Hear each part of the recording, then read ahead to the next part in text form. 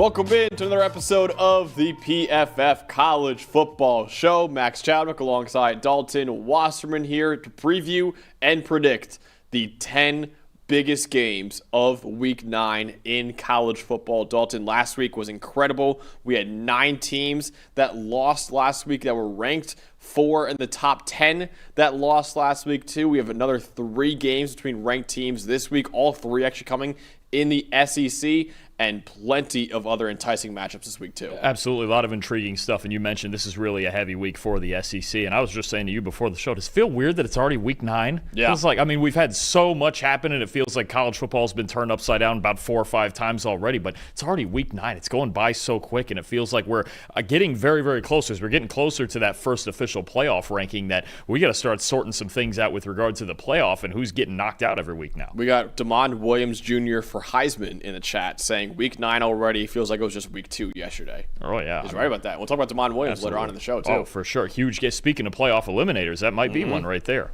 It might be, absolutely. Also want to remind you guys, the No Sunday Show parlay will be winning this week.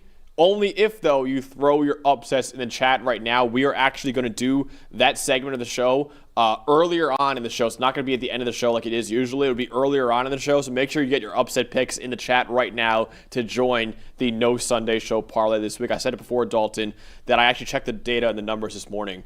According to PFF, we actually have a 100% chance of hitting the No Sunday Show parlay this week. Oh, this week. Okay, yeah. Week 9 is the week. We had to warm up and get the first couple out of the way, really figure out what we're doing, allow the chat to get in a rhythm. You know, sometimes you just got to complete an easy pass, get a couple of wins just to get in a rhythm. Now it's coming. Now we're going to get hot. So, 100% chance to hit. So make sure you guys get your upset picks in the chat right now so we can all make a ton of money in Week 9 of college football. Right now, Dalton has a 2-game lead on me in the standings. He is 57-31 in the year. I'm 55-33 in the year. I was down 4 games last week, but I went 8-4 last week. You went 6-6 last week too. Yeah. So trying to make some ground right now. It's been a tough weekend. We knew that was coming because we were split on a lot of games last week. We'll see how many we got, but it feels harder than last year, right? I'm floating around that 2 out of 3 mark, a little bit under that right now. So trying to make up some ground here this week and see where it goes. It's a parity in college football. For sure. It's getting tough. Which some apparently hate right now.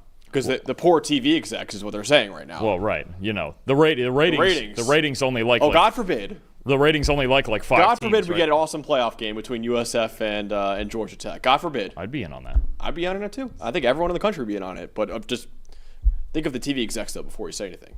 Because, of course, those are the people that you need to keep in mind. That's all I ever think about. Of course. So before we get started, though, here on the show, I want to remind you guys that you can get PFF Plus for 25% off right now if you use the promo code PFFCFB25. Again, you get 25% off PFF for all the same data and analytics that all the 136 FBS teams use right now. We actually bought my Twitter back. I don't know why this is right there. We bought my Twitter back. Oh, we got your my old one's actually dead, but I have a new one that actually. Yeah, you buy a new one. Yeah. You can't buy the same one back. Once the hackers have it, they don't give it up. It's theirs now. Yeah, okay. Dalton still needs to get it back though. Yeah, we're raising money for that. So please use that promo code right now. We are actually, I think, still in the lead of this competition at PFF right now. So use that promo code to get PFF Plus 25% off for the best fantasy football tools, the best betting tools on the planet, and of course, like I said, the same data and analytics that every NFL team uses and every FBS teams use as well. And of course, access to the 2026 NFL Mock Draft Simulator where you can draft a full 7 rounds for your favorite team as well. All right, let's dive into the first game that we're going to talk about here in Week 9, and maybe the biggest game of Week 9.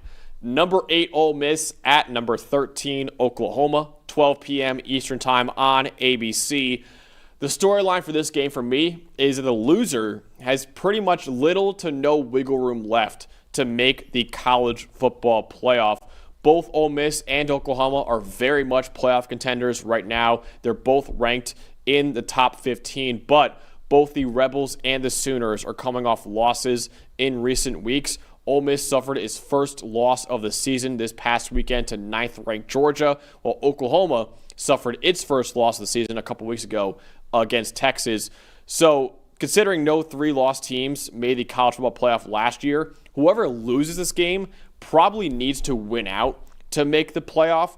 Oklahoma might have a case to make it with a 9-3 record, though, considering the rest of Oklahoma's schedule, they have number 8 Ole Miss this week, number 17 Tennessee, number 4 Alabama, number 15 Missouri, and number 20 LSU. So if they, say, win 3 of those 5 games, they might get in with a 9-3 record. But again, no 3-loss team made it last year as an at-large. I know Clemson made it in, but they were an automatic qualifier.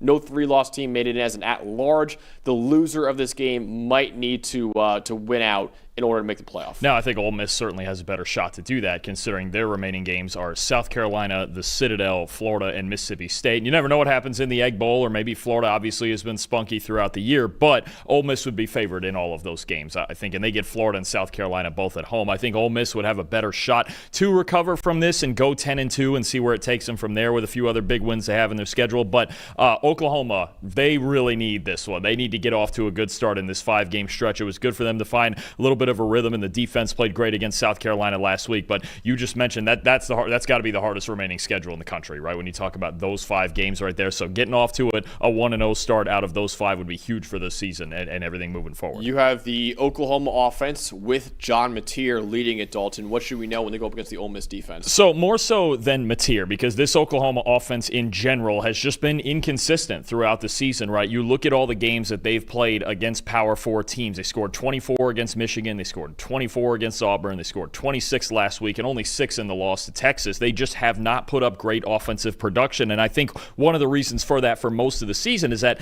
they really haven't run the football very well when it comes to handing it to the running backs, right? John Mateer before last week, I don't think he is now, but John Mateer heading into last week was their leading rusher. He was really their only rushing threat on a consistent basis. But the big thing, we didn't review the Oklahoma-South Carolina game, but if there was one takeaway I had from that is that they finally really got the running game going in the sense of handing the football off. Torrey Blaylock and Xavier Robinson had a really good day, combined for 30 carries, 153 yards, 5 explosive runs. And look, Oklahoma's offensive line has not played great this season, and they haven't really, I don't think, put together a consistent rhythm when it comes to run and pass and really being balanced in their offense. But this is big. This is big. If they can keep that momentum going, Ole Miss run defense, relatively average, maybe even slightly below average. I think Oklahoma's still going to want to come out here and control the pace and run the football. If they can get Blaylock and Robinson going and not ask Mateer to do everything for their offense, because as a passer over the last couple games since he's come back from the hand surgery, Mateer has struggled. He's struggled over the past couple games. Passing grades under 60 in both games. Really bad in the Texas game. Better last week, but still in kind of a conservative nature. So I think that's the biggest development is, can Oklahoma sustain this production with their running backs, right? Because we know Mateer is a legitimate threat on the ground, but if Blaylock and or Robinson can be that second and third threat in the backfield, and then you can just play that complementary football that Brent Venables wants to with the elite defense, with the run game, with controlling the pace of the game, because their defense has played as well as any in the country this year, right? Yeah. They just need enough points. They just need to get to that 24 mark. I think they can do that in this game, but it would help them a lot if they can continue that success they had last week running the football. Definitely. Yeah, you see the stats right there for Oklahoma's running back. They did pretty good against South Carolina. They need that this week against this Ole Miss defense so that John Mateer doesn't have so much pressure on him this week. I have the Ole Miss offense, and I'm looking at, okay, how aggressive will Oklahoma be against Trinidad Chambliss in this game? No defense in college football has been better at getting after the quarterback than Oklahoma this year. They pressure opposing quarterbacks on 47% of dropbacks. That's the highest rate in the entire country. Oklahoma also leads the Power 4 this year with 30 sacks so far. Much of that has to do with the fact that the Sooners have an excellent pass rush, the 11th best pass rushing grade in the nation. R. Mason Thomas is the star of that unit right now with a 90.2 pass rush grade. David Stone on the interior has been great for them as well. But it also has to do with how aggressive Brent Venables is as a defensive play caller, because Oklahoma has called a blitz at the 5th highest rate in the Power 4 this season at 50.4%. So usually, for a defense that gets after quarterbacks like that, that usually spells a lot of trouble for opposing quarterbacks, but really not Trinidad Chambliss so far this year. In fact, the junior, ironically, is better under pressure than he is from a clean pocket this season. Under pressure, Trinidad Chambliss has a 78.4 PFF grade. That's third among all quarterbacks in college football. When he's kept clean, only a 74.2 PFF grade, which is 104th in the country. So get a higher PFF grade when he's under pressure than when he's from a clean pocket. When he's blitzed, 77.5 PFF grade, 32nd in America. When he's not blitzed, 72.6, which is 74th in the country. Why is he so good against pressure and against blitzes? He has outstanding mobility, capable of breaking off long runs if the defenses can't bring him down behind the line of scrimmage. So Oklahoma needs to rush with lane integrity in this game. And also, he's very, very adept at throwing to his hot routes when blitzes come at him too. But if defenses sit back in coverage and he's forced to win from within the pocket, he's not as lethal when he has to go through progressions and find the open receiver. So he's a very decisive passer and a very decisive runner, which is why blitzes and pressure don't often work on Trinidad Chambliss, but from within the pocket, he's not as good when having to go through multiple progressions in that offense. Really, that offense is not really predicated on going through multiple progressions either. So if Oklahoma remains as aggressive defensively as they've been all year, that might play right into the hands of Trinidad Chambliss. Yeah, and I think a big problem for me over the last 2 weeks with Chambliss, especially in the Georgia game, and you talk about those misses in a clean pocket, is that there are even times where he's making the right read, going to the right guy, and he's just missing the throw. And it seems odd that I don't know if it's just not wanting to drive into it. I don't know if it's just a lack of confidence, if he feels more confident outside the pocket than in it. And obviously, he's got dynamic rushing ability, but he's going to have to make some of those throws from inside the pocket too, because Brent Venables is well aware that his legs are very, very dangerous. Georgia really couldn't do a whole lot about that just because their pass rush has been basically non-existent this year, but it's the exact opposite. This is by far the best pass rush that Chambliss is going to see this year, and Brent Venables, with all the zone blitzing that he does, is going to cause him a little bit of confusion on the back end of it. So how often can he break the pocket when things don't go his way in coverage? And then just how many throws can he make from within the pocket? Because I think the last 2 weeks has really been a lot of misses in rhythm, and that's not good. That's not what you want to see from your quarterback, is missing those throws that are in rhythm, especially when they're open. So look, Chambliss had to play great last week. I thought he was good, but better as a runner than a passer. He's going to have to play great this week if they want to go in and get a win against this defense. Definitely. All right, Dalton, ultimately, what might be the biggest game of the weekend between two top 15 teams in the country, who will win between Oklahoma and Ole Miss? This is another case like last week against Georgia where I am worried about Ole Miss in the trenches here against a way better pass rush, a way better defensive line in Oklahoma than Georgia has this year. And even on the offensive line, Kawan Lacey was basically a non-factor against Georgia last week, and Oklahoma's really good in run defense too. Oklahoma's arguably the best team in the country right now at preventing explosive plays, and that's obviously what Ole Miss offense is predicated on, right? Oklahoma, they're not going to come out here and score a ton of points. I actually think very quietly we're going to get kind of a tight, ugly defensive game where the quarterbacks kind of struggle to make plays downfield. Natier's been struggling with that in general lately. Chambliss, just a really bad matchup with Oklahoma. Yeah, I think I have Oklahoma 24-20. I think their defense, I think Brent Venables gets them through this one. And look, they didn't play a bad game defensively against Ole Miss last year with Jackson Dart and Trey Harrison, all those guys. They just couldn't score at all.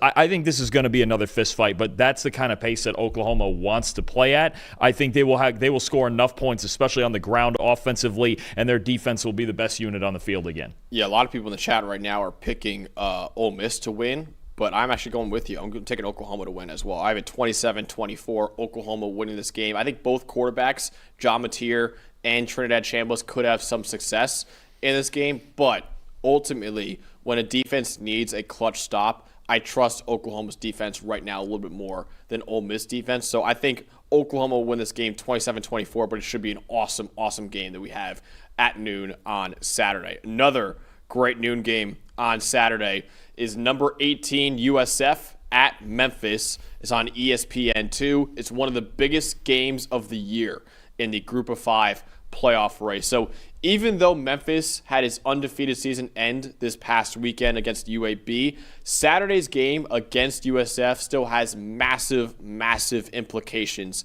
for the Group of Five playoff race. That's because the winner of the American Conference right now is the heavy, heavy favorite to represent the Group of Five in the college football playoff. According to DraftKings Sportsbook, 5 of the top 6 favorites to represent the group of 5 in the playoff come from the American Conference right now. USF is clearly the favorite at plus 120 right now. They're the only group of 5 team that's even ranked in the top 25. Memphis is plus 950. They're 5th among group of 5 teams in odds right now.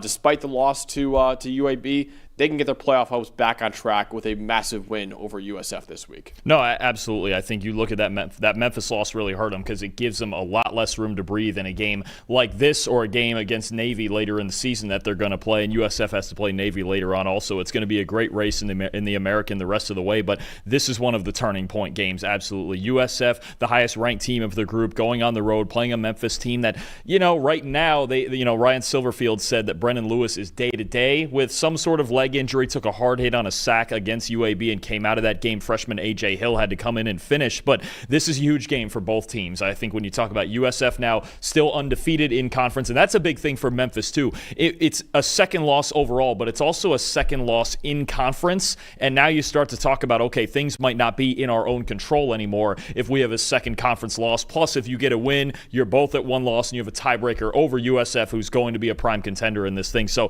massive playoff implications here in this conference. You're right. The most likely scenario is that the winner of this conference is going to the playoff. That race really starts, I think, with this game right here. Absolutely. So you actually have the Memphis offense, and if Brendan Lewis is out of this game, true freshman A.J. Hill will be starting. He is very talented. He was a 4-star recruit out of high school, but Dalton, with a true freshman in this kind of massive game, they might be relying on the ground game a lot. Yeah, no, they might. I mean, look, they're going to rely on it a lot anyway, I think. And some key guys for me are the 2 running backs, Sutton Smith and Greg DeRosier, who have been really good this year. But Brendan Lewis is also their leading rusher. So if he's either compromised, not 100%, or he's out completely, their run game takes a hit regardless, and they rely more on Smith and DeRosier to get it done on the ground. They did against Arkansas in that big win earlier in the year. What was it, almost 9 yards to carry in that game, right? The run game is dangerous, but it does get less dangerous with Lewis not in there. A.J. Hill, look, he tried to bring him back against UAB, made some good throws, also made some mistakes. A freshman quarterback thrown in a spot like that, that's tough, especially trying to come back. The story for me on this side, though, is that overall, if you look at USF, if you just go into PFF Plus and you look at USF and they're 104th in run defense grade, okay, fine. On the surface, that's not great. Memphis has an advantage. But keep in mind, their first 3 games came against Boise State, Florida, and Miami. Any group of 5 team especially that has to play those 3 back-to-back to start the year, the overall numbers are not going to look great. If you look at USF's last 4 games in run defense, they've been absolutely outstanding. Now, again, not as great opponents as those teams, but we even saw it in the big game at North Texas. They shut down the run game, the designed run game. Since week 4, USF is 15th in the nation in run defense grade. They're 9th in yards per carry allowed. They are 2nd in yards before contact per carry allowed, and they have the 2nd highest rate of positively graded plays in run defense over their last 4 games. They've all of a sudden, Mac Harris at linebacker is the biggest reason for it, number 24. Jalen Schuler right next to him is really good. A really good defensive line unit that isn't great as a pass rush unit. That's the one, I think, big weakness on this defense is they don't get a lot of pressure on quarterbacks, but they've been outstanding up front in run defense too. I think that's a huge factor, especially if A.J. Hill is playing for Memphis. Is USF going to keep up this momentum they've had for the last month in run defense? If they do that, Memphis is going to find it very hard to score points because Todd Orlando's defense, this is by far the best defense that they've had since Alex Golesh and Todd Orlando showed up there in Tampa. It's getting better every week, especially against the ground game. I think that's a great point you just made about USF's run defense and why the numbers are a little bit skewed because of their opponents the first 3 weeks of the year and how they've been so much better in run defense and really what the overall number suggests right there, which is why context is important for a lot of the numbers that we have here at PFF. Speaking of mobile quarterbacks, Memphis has got to contain Byron Brown in this game and force him into mistakes in this one. Byron Brown has been one of the most electric quarterbacks, not only in the group of 5, but in the entire country so far this year. 84.4 PFF grade, that's 8th among group of 5 quarterbacks. 12 big-time throws, that's 11th in the group of 5. 329 rushing yards after contact, as well as 5th in the entire country. He's averaged over 125 rushing yards per game in USF's last 3 games. But Byron Brown has also made some head-scratching mistakes with 7 turnover-worthy plays and 5 fumbles so far this year. Memphis's pass defense has not been very good so far this year. They're 94th in pass rush grade. They're 70th in coverage grade. To make up for their lack of a pass rush, they do blitz a good amount. They have the 35th highest blitz rate in America at about 43%. And Byron Brown is only 103rd in the nation against the blitz this year with a 61.3 PFF grade. 5 of his 7 turnover-worthy plays on the year have come against the blitz this season. Memphis is also very, very good at defending the run. They're right now 12th in America in team run defense grade this year. But it is worth pointing out that Memphis did have some issues with Arkansas quarterback Taylon Green when they beat Arkansas earlier this year. Taylon Green ran for 62 yards on 11 carries against Memphis with 5 broken tackles. Also, Taylon Green had a 78.1 PFF grade. Arkansas put up 31 points in that ballgame. It was ultimately a shootout. And I would say, Dalton, that Taylon Green and Byron Brown's play styles and talent level is very, very similar. Yeah, agreed. I think you're right there on the play style where they can make a huge explosive play with their arms or their legs on any given play, and it's just ball security is the big thing. I really believe that Byron Brown, if he is secure with the football, he can lead this USF to a win over almost any team in the country. It's just a matter of the ball security, and if he and it seems for him at times the mistakes come in waves, right? We saw that early in the North Texas game where it's not just one, and Alex Golesh is always preaching, hey, next play, no matter what happens on the last one, just next play, move on. But sometimes for Byron Brown, you get 2 or 3 in a row, and that's when things really start to get difficult for this USF offense because then they're trying to claw their way back. When he doesn't turn the football over, this offense is incredibly dangerous, right? And I think the one thing I like about it, too, more so than pass use, just more receiving depth. Whereas in the past couple of years, it was Sean Atkins and who knows who else is catching the football. This year, Chaz Nimrod, and we'll see if he's healthy because he missed last week's game against FAU. Keyshawn Singleton, the true freshman Jeremiah Koger has emerged over the last few weeks at receiver. They've got receiving depth. They've got running back depth. They've got everything that Alex Golesh wants in his offense for the first time since he's been there.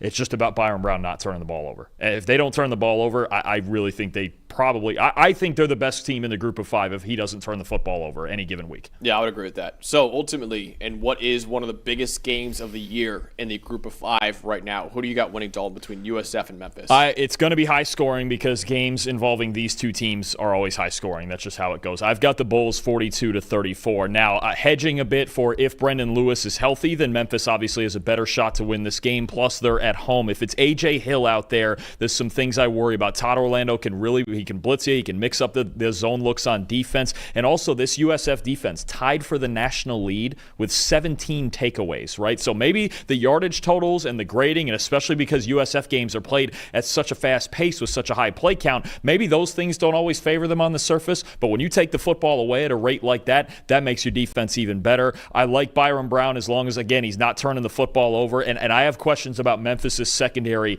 dealing with now the depth of receivers, especially if Nimrod is back healthy this week. I have questions about Memphis secondary in this game and just the fast pace that comes with, right? And USF. And how much they blitz, too. I mean, that leaves even fewer DBs out there.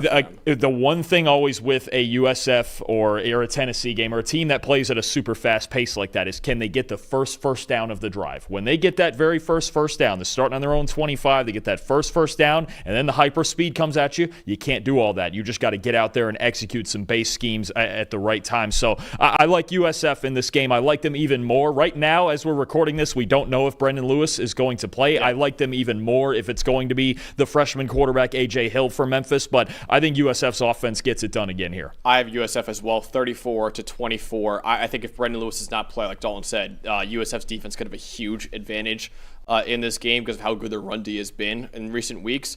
And I think also Byron Brown will take advantage of a below-average Memphis pass defense, and the Bulls continue to stake their claim right now as the best team in the group of 5. Should be a great game, and hopefully Brendan Lewis is able to go out there. But even with Brendan Lewis out there, I still would have picked USF as well. I have USF winning this game 34-24 and covering that 5.5-point spread right now. All right, next game that we got is a massive one, and actually where College Game Day will be going this week. Number 15, Missouri, at number 10, Vanderbilt, 3:30 p.m. Eastern Time on ESPN.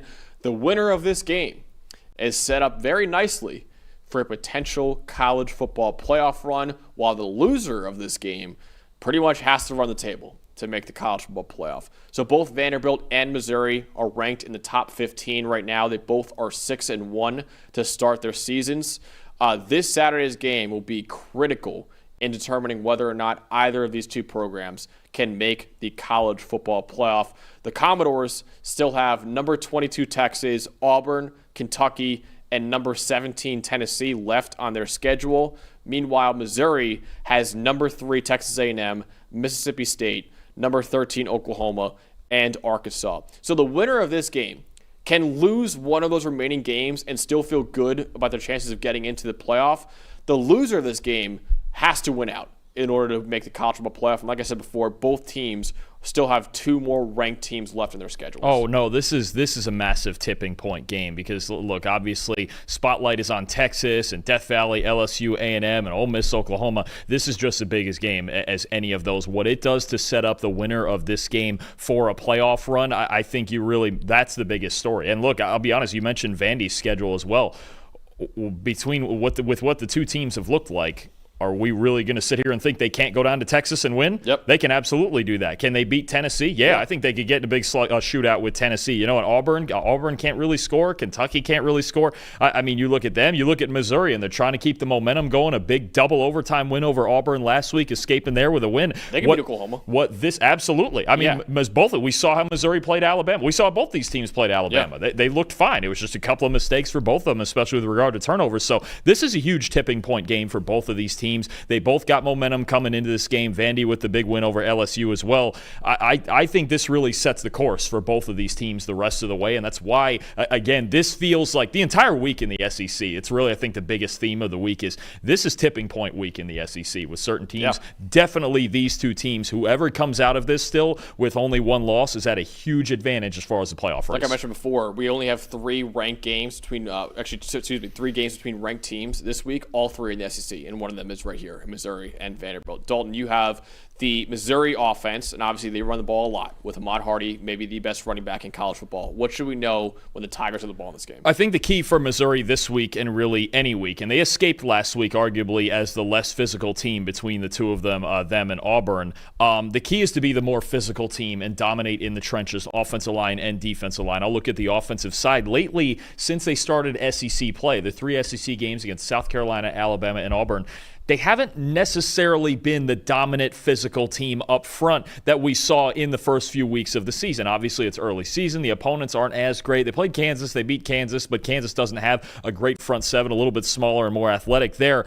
Missouri needs to dominate the trenches in this game. I don't think, again, that they want to turn this into the Bo Prabula versus Diego Pavia shootout. I think that's the one spot we would both agree that Vandy has the quarterback advantage in this game with the way Prabula has played of late. Made enough throws and enough plays last week to escape Auburn with a win, but the passing side, especially in the drop-back game, has not been great. But when you look at Missouri since week 4, they're 73rd in pass blocking grade, they're 84th in run blocking grade, and 80th in yards before contact per carry. This has become more and more in the passing weeks into SEC play about Ahmad Hardy and Jamal Roberts breaking tackles and not getting the best blocking in the world. Is it awful? No, but those two numbers are pretty close to average when they started the first 3 games of the season as an elite blocking unit against, yes, lesser competition. So I think this is a big test on both sides. Look, Vanderbilt also, it's a unique challenge because they didn't play a team with, to me, a good offensive line in LSU last week, right? Vanderbilt was the more physical team last week. Are they going to be able to match that again on defense? Their run defense has been very good. They're a fast unit that rallies to the football.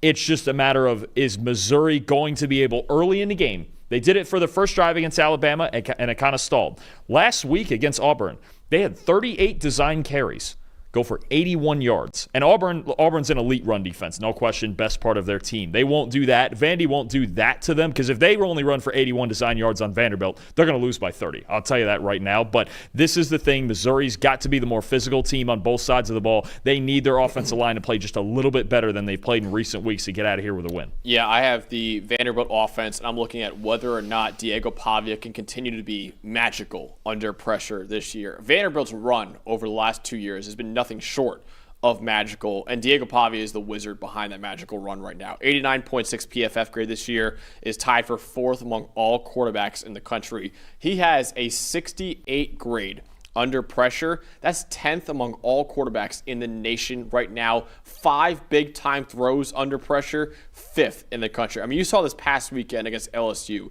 Some of the plays he was making under pressure were incredible. It was like Johnny Manziel-esque. And I know Johnny Manziel is kind of mentoring Diego Pavia right now. It was Manziel-esque what we saw this past weekend. A flair for the dramatics for Diego Pavia overall in his game, in his life, and also under pressure as well. That could be pivotal in this game because you saw on that graphic right there, Missouri has the 3rd best pressure rate in college football this year at 43%. Their edge rushers, Zion Young and Damon Wilson, are 2nd and 3rd in the SEC this year in pressures. Only Cassius Howell from Texas A&M has more pressures than the duo that Missouri has at edge rusher right now in Zion Young and Damon Wilson. Those two could be a major issue for a Vanderbilt offensive line that is right now 104th in the country in team pass blocking grade this year. And specifically, the offensive tackles for Vanderbilt have struggled this year. Isaiah Glass is 175th in pass blocking grade this year, while Bryce Henderson is 303rd in the country in pass blocking grade this year. Now, it is worth pointing out, though, Vanderbilt is coming off an 83.8 pass blocking grade against LSU, which is their best against a Power 4 opponent since we began charting college football in 2014. So their offensive line was outstanding against a pretty solid pass rush from LSU, but Missouri's has been one of the best in the country right now. And if Vanderbilt regresses to what they've been all year, Diego Pavia may need to produce more sorcery under pressure in this game. The luxury of having Pavia is that ability, A, just the fearless ability to make plays at all times, but B, cool under pressure, right? So, I mean, even if you're giving that up, and Pavia's been under pressure about 1/3 of the time this year, not too bad, but even then, against the blitz, if Missouri wants to bring extra pressure and confuse that offensive line, it didn't work last week for LSU, and he's got a 91 PFF grade against the blitz this season. I'm looking at it now. That's the 5th best mark in the country. So the fact that he is that extra X factor with his legs who can turn any play that looks real bad right up front and turn it into a major positive play, an explosive, a big run for a touchdown, a one-on-one throw downfield. He kind of neutralizes that a bit. That's why it's so great to have a quarterback with dual threat abilities like that. But I think you're absolutely right. I think 3 guys I'm looking at on Missouri's defense, because I talk about against an offense like Vandy's second-level defenders a lot. Josiah Trotter, their middle linebacker, you have to stop Vandy running between the tackles or they're going to hurt you. They're the best team in the country, the most efficient team in the country, I should say, at running between the tackles. Why? Because of their schemes and because they confuse linebackers so much in there. Josiah Trotter's got to have a big day, and then 2 guys back there at safety we talk about a lot with this team. Dalen Carnell, Jalen Catalon, second-level defenders who have to make open field tackles, and I think those 2 guys are going to be dealing with Eli Stowers and Cole Spence, the 2 tight ends, a lot. I really like the way that Cole Spence has emerged as a second threat at tight end for this Vanderbilt team. So there's a lot to deal with, and your second-level defenders really have to be on it if you're Missouri. And with those tight ends that Vanderbilt has, too, they've been outstanding this Dangerous. year. Those middle of the field's going to be huge for them. I will say, you mentioned how good Pavia is against the blitz.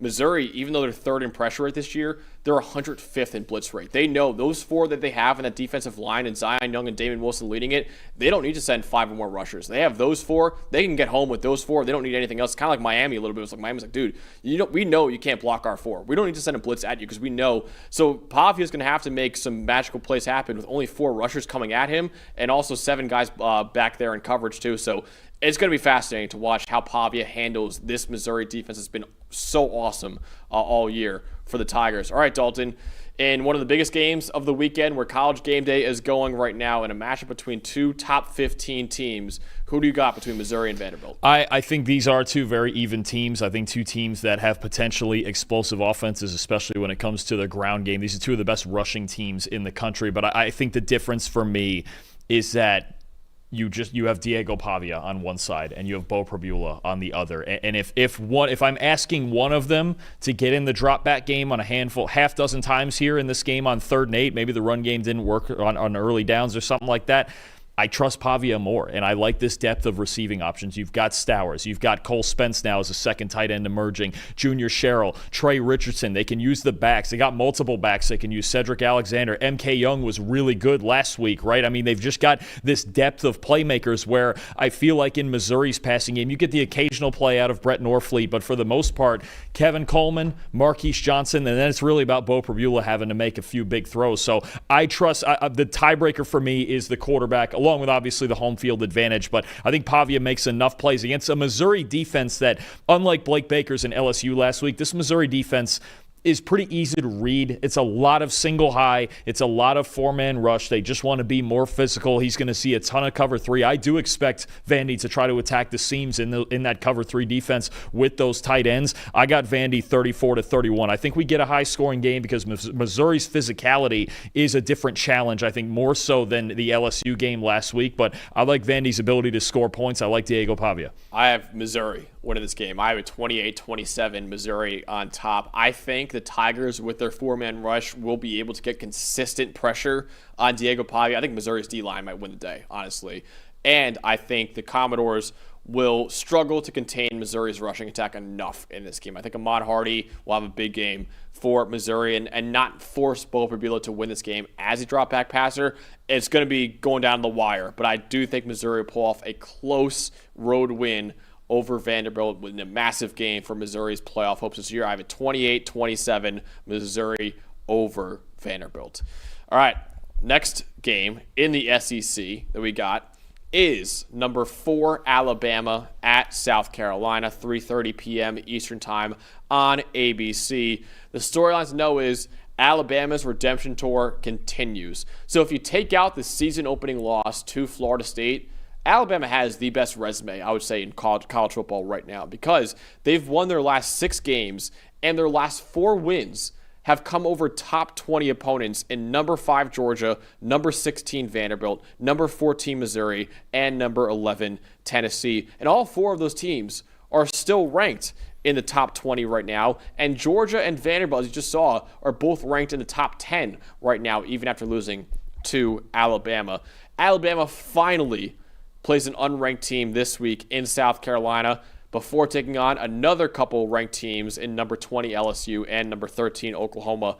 But the Crimson Tide cannot afford to overlook this game in Columbia, South Carolina, because the Gamecocks are still a very talented team who is desperate for a victory right now after losing 4 of their last 5 games. Yeah, no, absolutely. It's been tough. And South Carolina right now, with their remaining schedule, including this game, they're borderline to make a bowl game right now. They need to really earn that, and they've struggled, especially offensively. But you're right on Alabama. They've gotten red hot now. The offense is running at a torrid pace. The defense is, I think, getting better each week. There's some new pieces being added into it, some guys playing better than they did earlier in the year. And you mentioned it, 4 extremely tough opponents in a row. I don't know if there's very many other teams in the country capable of going 4-0 against a Georgia, Vandy, Missouri, Tennessee. That's a ridiculous slate that they've gotten through. And then with 2 more ranked games coming, the one thing you worry about is don't fall asleep on this game either. Now, I mean, South Carolina still have enough talent. They still have Lenora Sellers to go out here and beat you. It's the SEC. This is why it's the gauntlet. But no, Alabama's been raging hot lately, and South Carolina, they got to find some points. That's going to be a big thing here. You have the Alabama offense with one of the top Heisman candidates leading it in Ty Simpson right now. What should we know for him against South Carolina? At this point, with the sample that we have of Ty Simpson as a starter,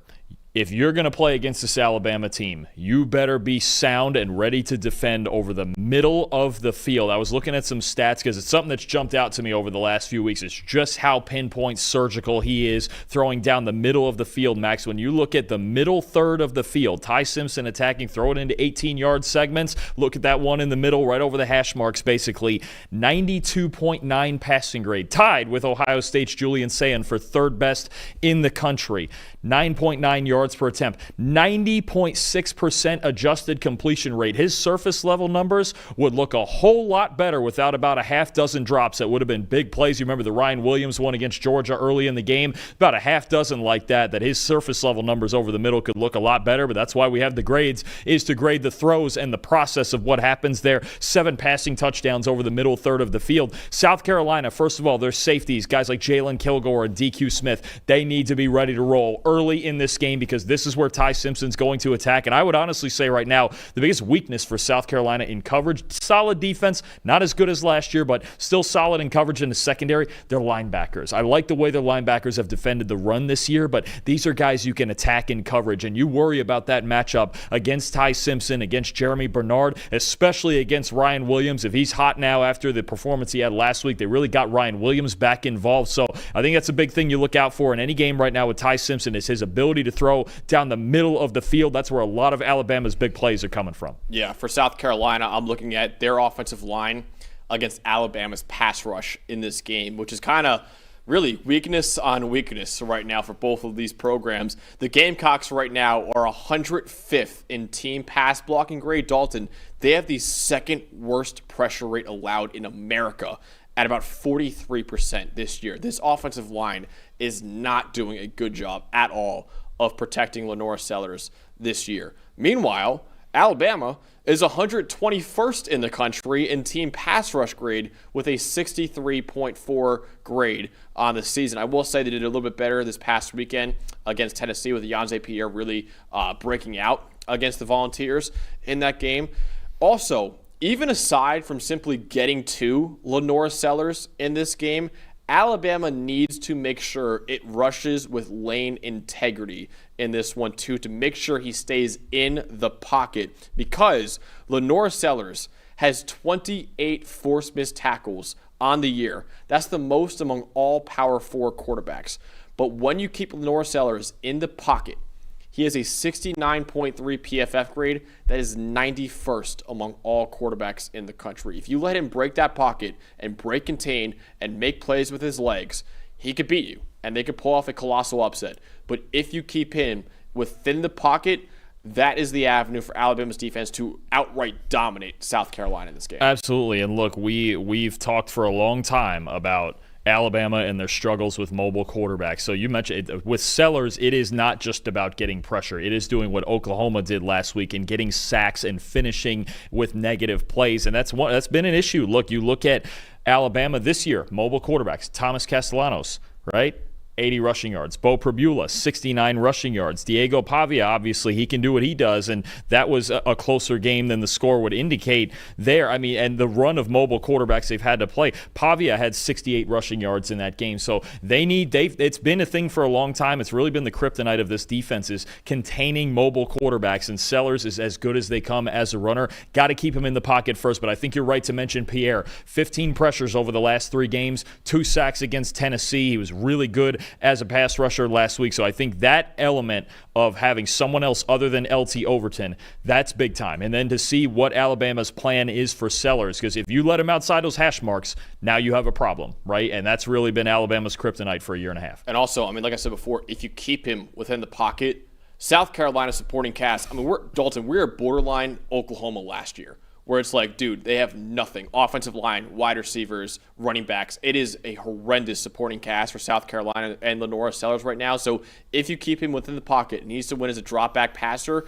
Alabama secondary, which has so much talent on it right now, they have a clear advantage over South Carolina's receivers right now. No, absolutely. I mean, there's Alabama's defense has a lot of advantages, but the one that they don't have is Lenora Sellers. Now, that goes for a lot of defenses, right? Playing against South Carolina that's priority number one. Keep him in the pocket. But as a whole, South Carolina is 117th in offensive grade, right? It's their offense right now is Sellers, save us. Yep. And against great teams, that doesn't work. So they need to play better up front. They need to get the more traditional run game going with Rasul Faison, with Oscar Attaway, if they're going to have a shot to control this game. Because, again, look, if you walk out there first drive and go 3 and out, Ty Simpson's raging hot. He's probably a top 5 quarterback in college football right now. Yep. So you don't want to just give him as many shots at it. They need to run the ball. They need to get Sellers going. In Alabama, if they lose contain on Sellers on the passing downs, then that's when they start to run into, okay, this guy, he can still turn a game upside down. It's in there. Yep. We know it's in there. It's just that he hasn't had the supporting cast this year. No, Ty Simpson right now is second in Heisman odds right now behind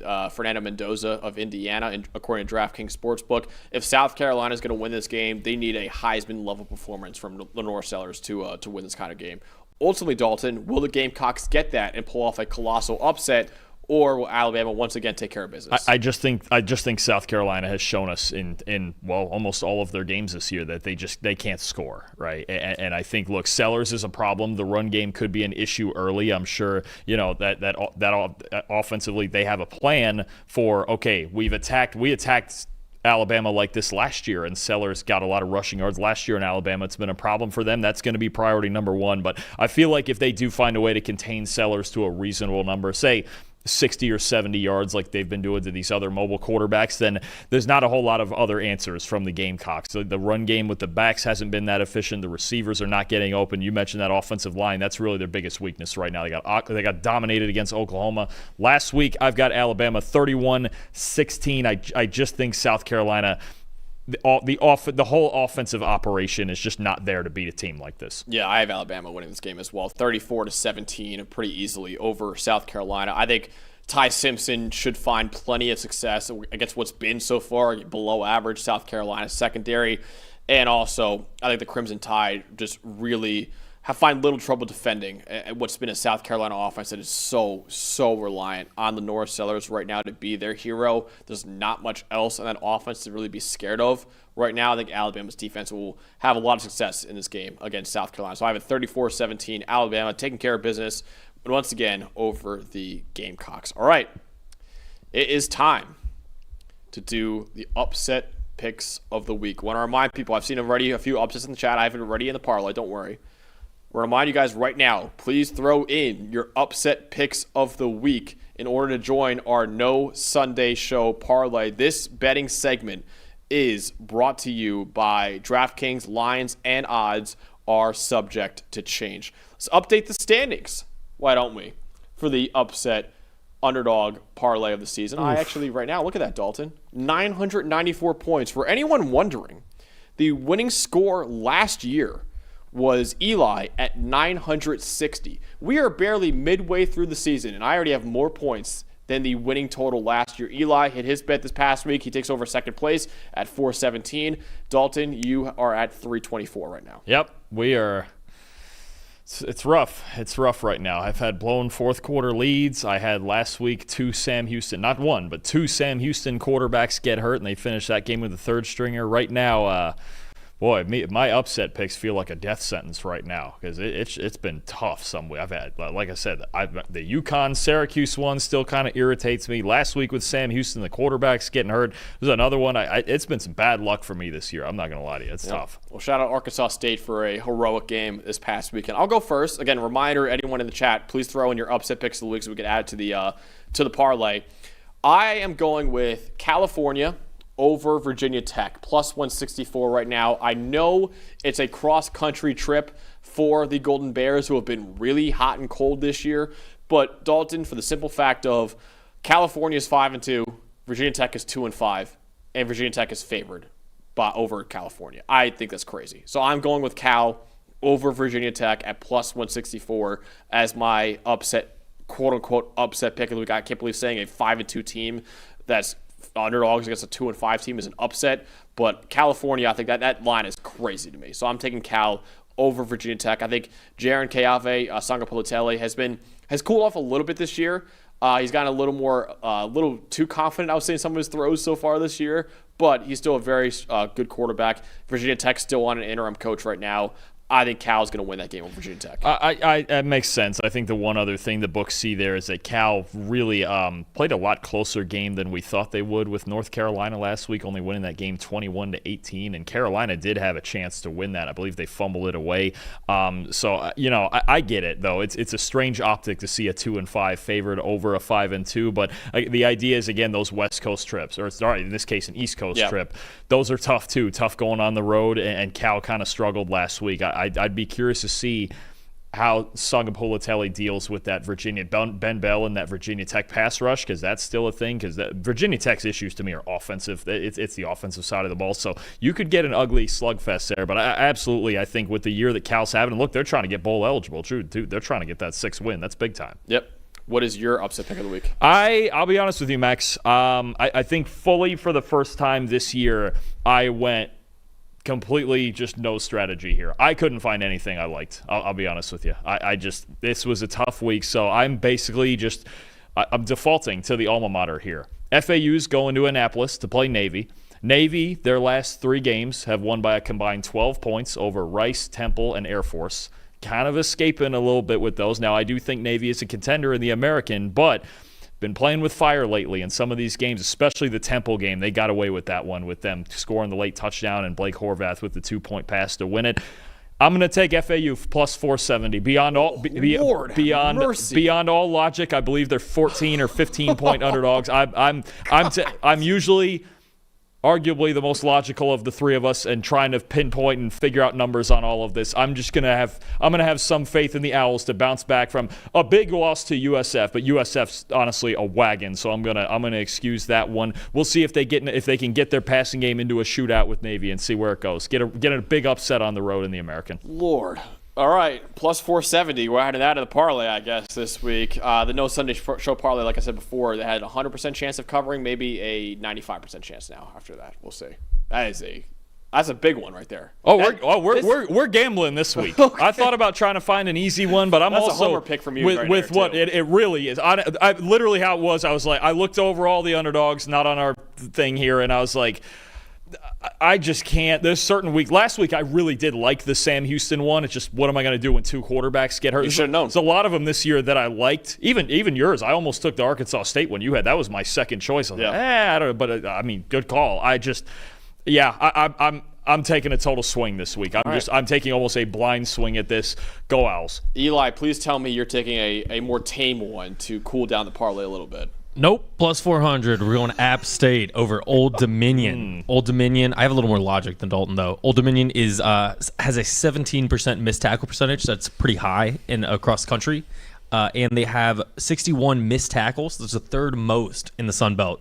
App State's a team that wants to run the football.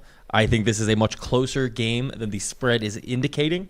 And I think if they stay balanced, which they have in the games that they've won, App State should be in striking distance. And at plus 400, I like it. It's actually plus 440 now, Eli, too. Plus 440, we love it. Even better. Oh, Lord. You guys are chasing right now. I hate this. The big thing with that game, if you can contain the quarterback for Old Dominion, Colton Joseph, on the ground, you've got a shot for sure. Last week, only 24 rushing yards. He's a dangerous runner. If you contain him on the ground, though, Old Dominion, not much of a passing attack.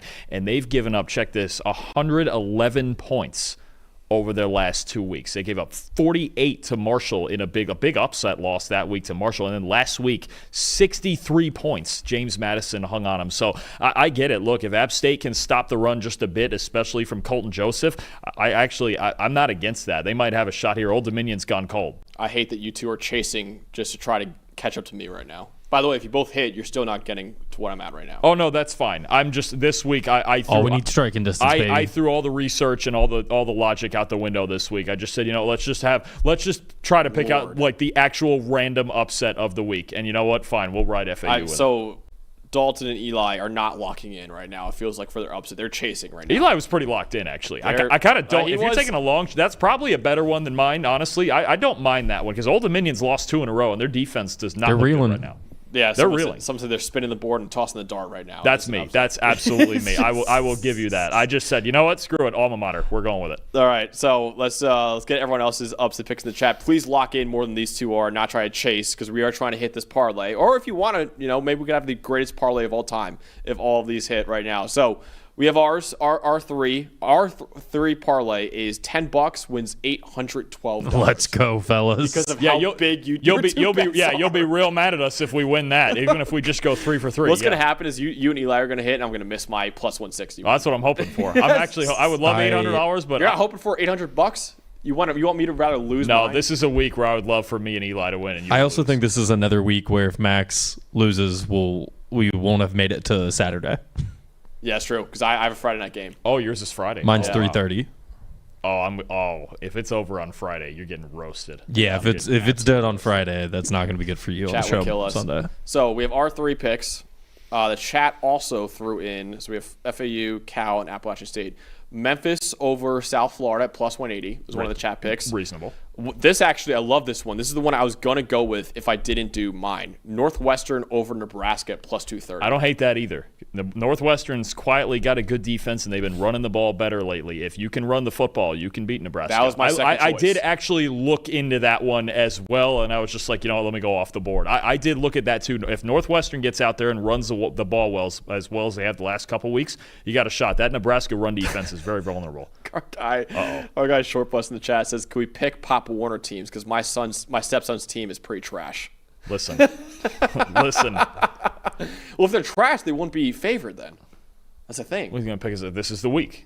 This is the week for him to get a win. There you go. Oh, maybe that's what he's saying. Maybe he's going to bet on his stepson's team. Okay. Northwestern over Nebraska. We got a couple people actually saying LSU over A&M. We'll get to that game later. Plus 114. Reasonable. And Illinois over Washington. We'll get to that game later too. Plus 164. Oh, so they're going. The chat's going with the big games this week. We're the ones taking the big swings, and they're going the other side of 50-50 in the big games. Okay. Someone says Nebraska loves to get stuck on 5 wins. Yeah, it's true. Oh wow. Yeah. Wow. That was my second choice if I didn't go with. That's one.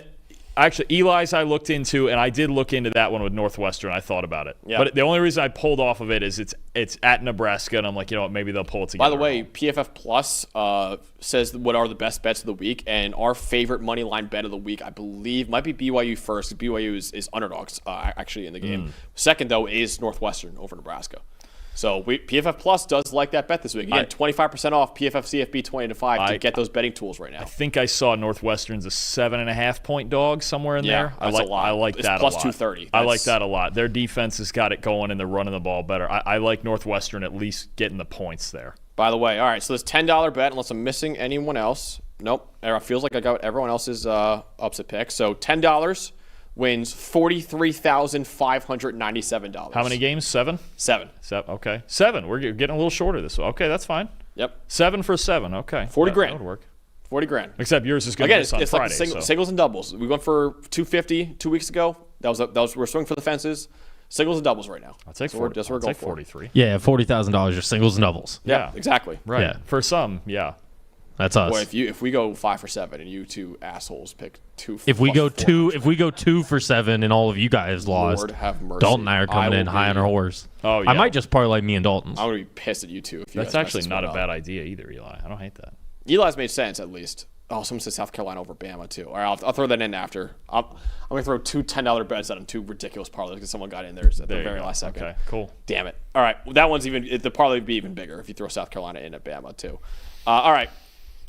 So that wraps up this DraftKings segment. Of course, we want to remind you guys, though, that one play can change a season. One upset can silence a stadium. Maybe 7 upsets can make this entire studio go crazy this week. And with every snap, the stakes get higher, and no one brings you closer to the action than DraftKings Sportsbook, the #1 sportsbook for live betting. From live in-game betting to rivalry week odds boosts and so much more, DraftKings Sportsbook keeps you in the game from kickoff until the final whistle. Whether you're riding with your favorite team or making moves as the momentum shifts, this game is always in your hands with DraftKings Sportsbook. New customers, this one is for you. Bet just $5, and if your bet wins, you'll get paid out $300 in bonus bets instantly. Own every Saturday with DraftKings. Download the DraftKings Sportsbook app and use code PFF. That's code PFF to turn $5 into $300 in bonus bets if your bet wins. In partnership with DraftKings, the crown is yours. Gambling problem? Call 1-800-GAMBLER. In New York, call 8778-HOPE-NY or text HOPE-NY at 467-369. In Connecticut, help is available for problem gambling. Call 888-789-7777 or visit ccpg.org. Please play responsibly. On behalf of Boot Hill Casino and Resort, Kansas, pass-through of per-wager tax may apply in Illinois. 21-plus age and eligibility varies with jurisdiction. Void in Ontario. Restrictions apply. Bet must win to receive bonus bets, which expire in 7 days. Minimum odds required. For additional terms and responsible gaming resources, see dkng.co/audio. Limited time offer. All right, let's continue this preview with number 11 BYU at Iowa State, 3:30 p.m. Eastern Time on Fox. The storyline to know is, can BYU continue proving the doubters wrong? And hands up, I have been one of those doubters this year. We have plenty of comments, Dalton, on all of the BYU videos that we do, making fun of me, because I've literally, in every, BYU preview we've done, picked against BYU this year. And obviously, since they're undefeated so far, I've been wrong every single time this year, too. Plenty of people doubted this program going into the year. In the summer, Jake Retzlaff, of course, their starting quarterback, left the program, and many people were wondering whether or not BYU can reach the magical highs that they had in the 2024 season, where they went 11-2. They finished number 13 in the final AP poll. After all, they were starting a true freshman quarterback in Bear Bachmeier, who only enrolled at BYU in May after transferring in from Stanford. So because of that, the Cougars had a preseason win total of only 6.5 on DraftKings Sportsbook. BYU has already surpassed their preseason win total with a perfect 7-0 record this year. They're one of 6 remaining undefeated teams in the country. They most recently took down number 23 Utah in the Holy War, a game where Utah was favored by 3.5 points. And BYU, even though they're 7-0, playing an unranked team this week, BYU is still underdogs. Iowa State is favored by 2.5 points over the Cougars this Saturday. Iowa State is coming off their first 2 losses of the season. Yeah, I think much like the magic of last year with BYU, it's come from just gritty team football, good defense, making plays at the right time, and winning close games, right? A lot of times the books are waiting for regression. When are they going to lose one of these close games? 3 of their 4 conference wins have been by 6 points or less, right? So you talk about they were behind against Colorado. They were behind against Arizona. They were behind late against Utah and then took the game over in the second half. So I think that's kind of one thing the books might be waiting for. Plus, Iowa State is not an easy place to go in and play. They've only lost 1 home game since the start of last season. So Ames is not an easy place to go into. Iowa State is going to be absolutely desperate because on their end of things, they lose this game, their season's pretty much over with 3 conference losses in a row here especially. I think Iowa State's going to come out and play desperate. BYU wants to stay in the driver's seat. Them and Cincinnati tied for first place in the Big 12 right now, so that's obviously a big deal. They want to stay on that inside track. And BYU, look, doesn't get easier. They get a bye week after this game, and then they go to Texas Tech, who I know they just lost, but they're still really darn good. That's going to be a challenge. So this would be a huge win for both teams. Iowa State for the sake of survival, BYU for the sake of keeping the momentum going. Definitely. By the way, for anyone wondering, BYU, which was a part of our upset parlay of the week, I just added in South Carolina.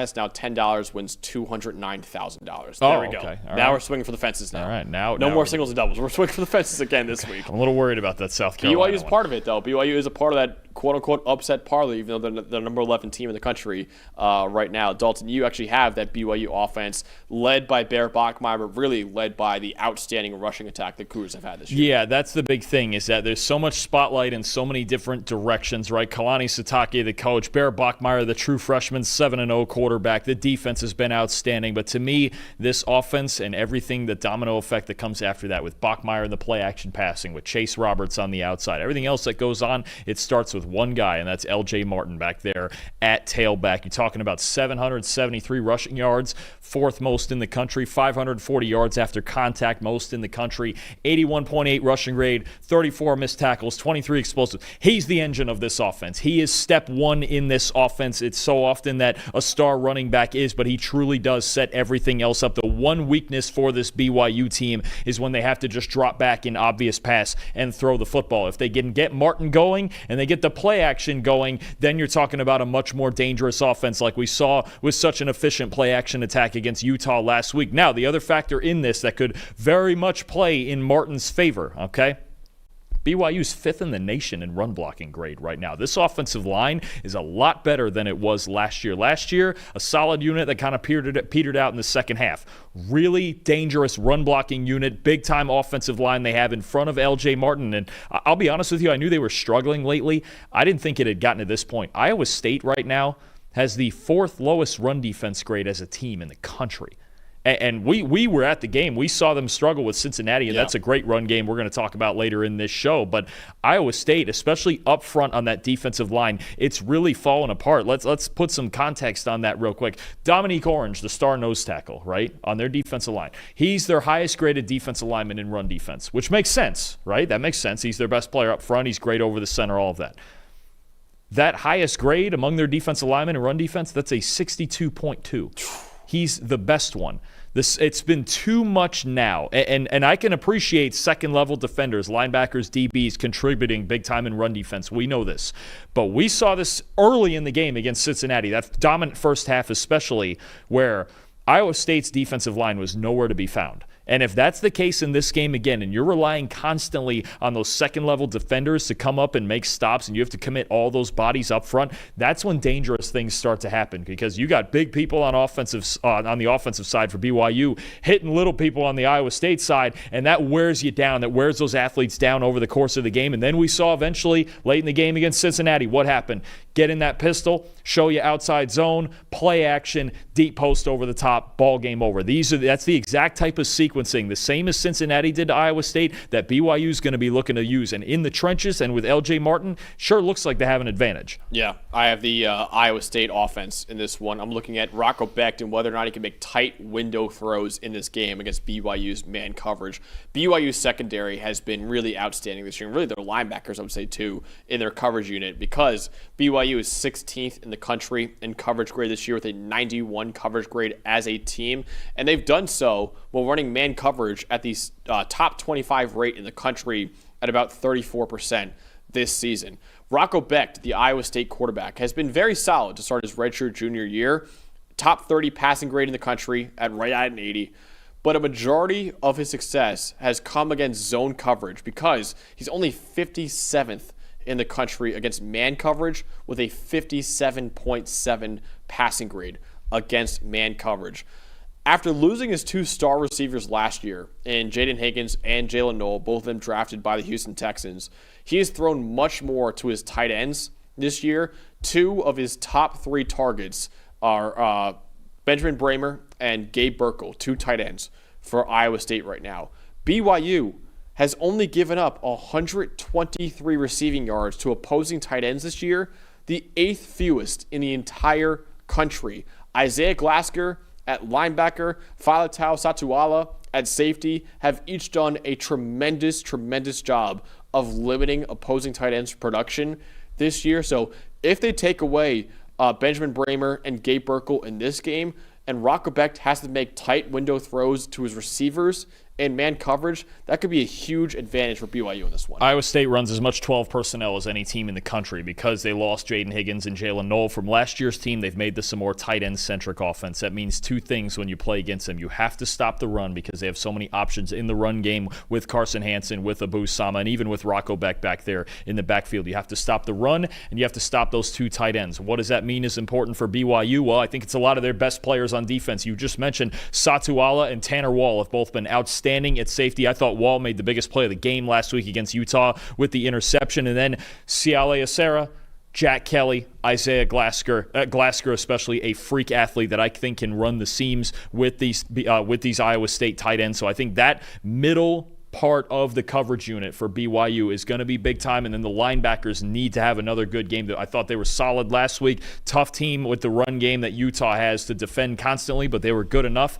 This group of linebackers, I think, is really in the spotlight once again this week against Iowa State. Yeah.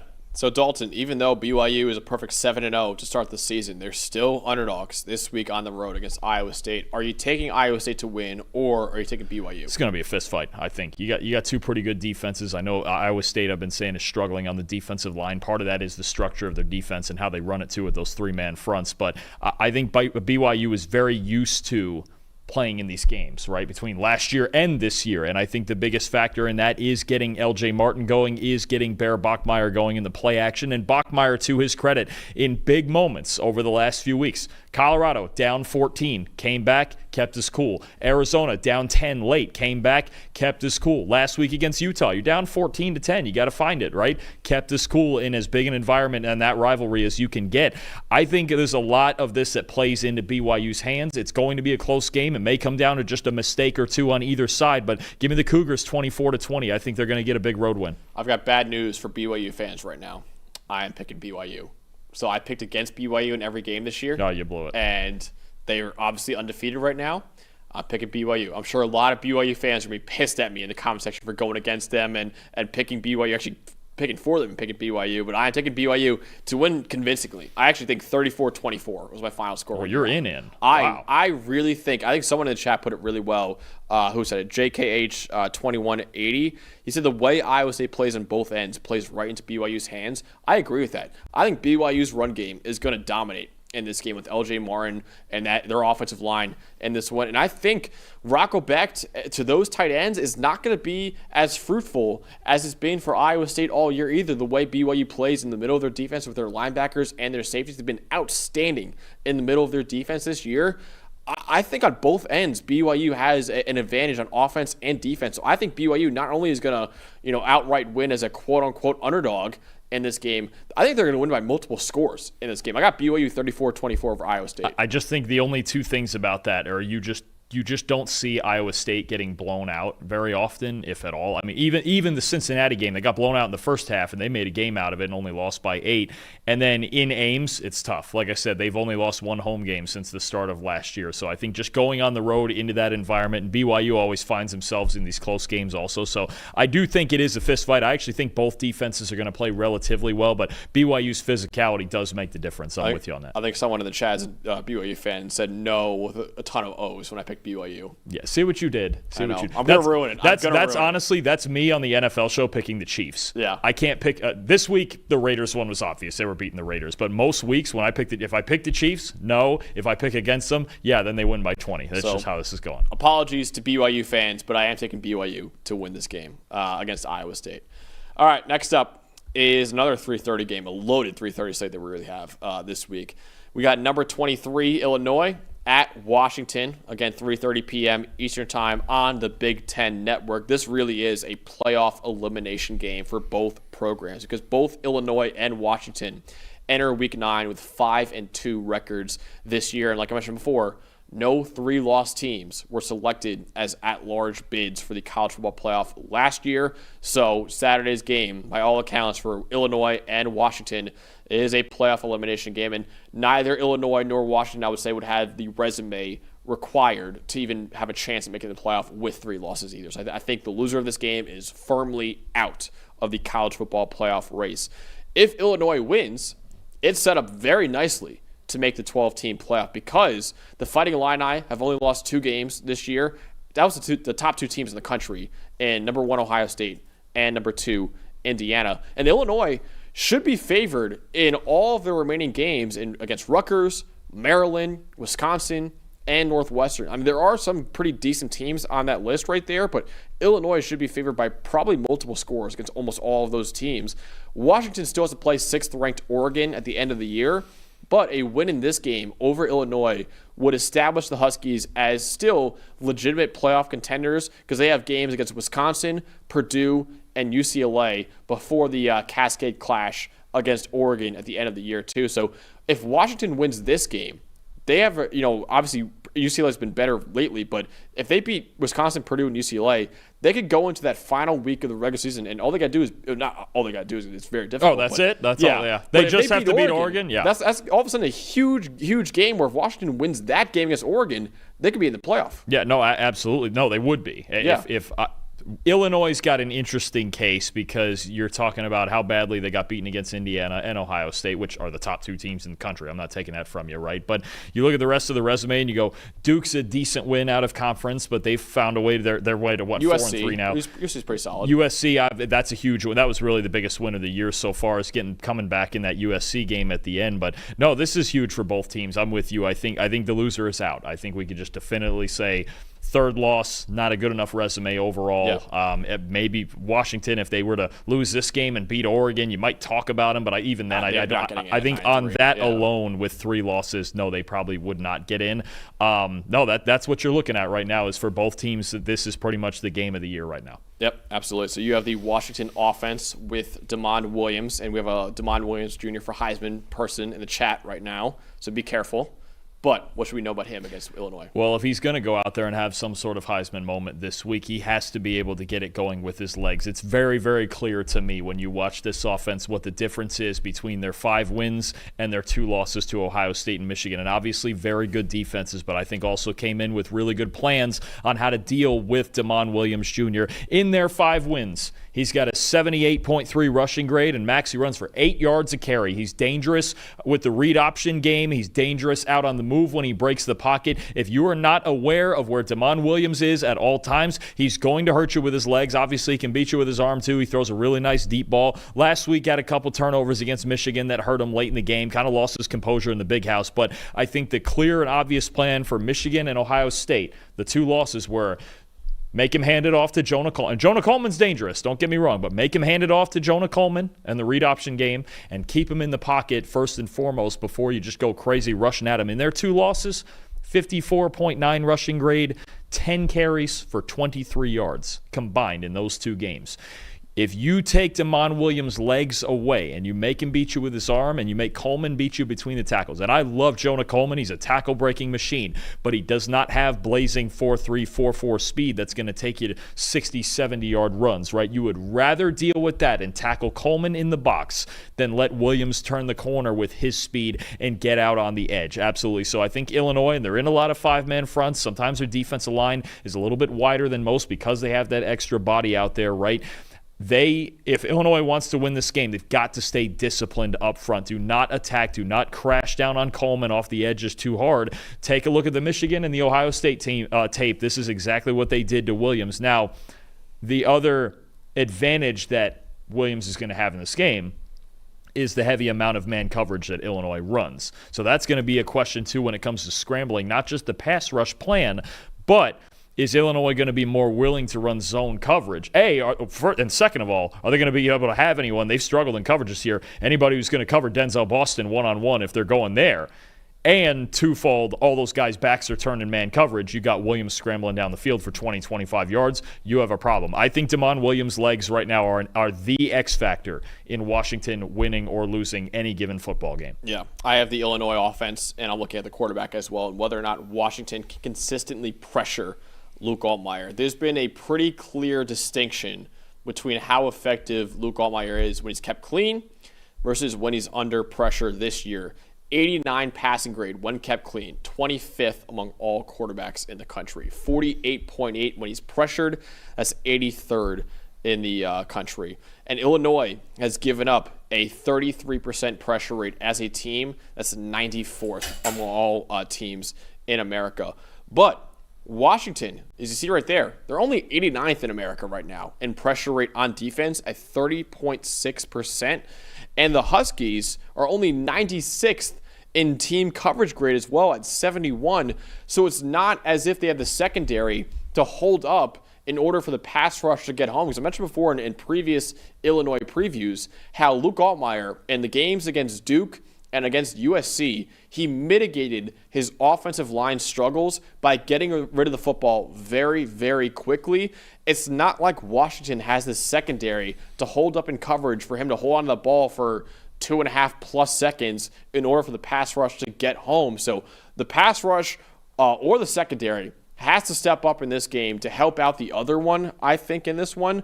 And I think they will need to beat an inconsistent offensive line for Illinois right now, or Luke Altmaier and, of course, their star receiver right now, Hank Beatty, could expose that secondary. Hank Beatty, Colin Dixon's had a pretty good year for them as well. They've got more weapons, I think, than we thought they would coming into the year. And I think as far as Altmaier goes, that's maybe his greatest skill right now. It's just his ability to get rid of the football where it needs to get to. And look, Washington, they tried to blitz Bryce Underwood in Michigan last week, and he killed him. He killed him when they blitzed him because he knew where to go with the football, especially attacking down the seams of the defense. I think down the middle of the field, right down the hash marks is where Michigan really hurt Washington in the passing game.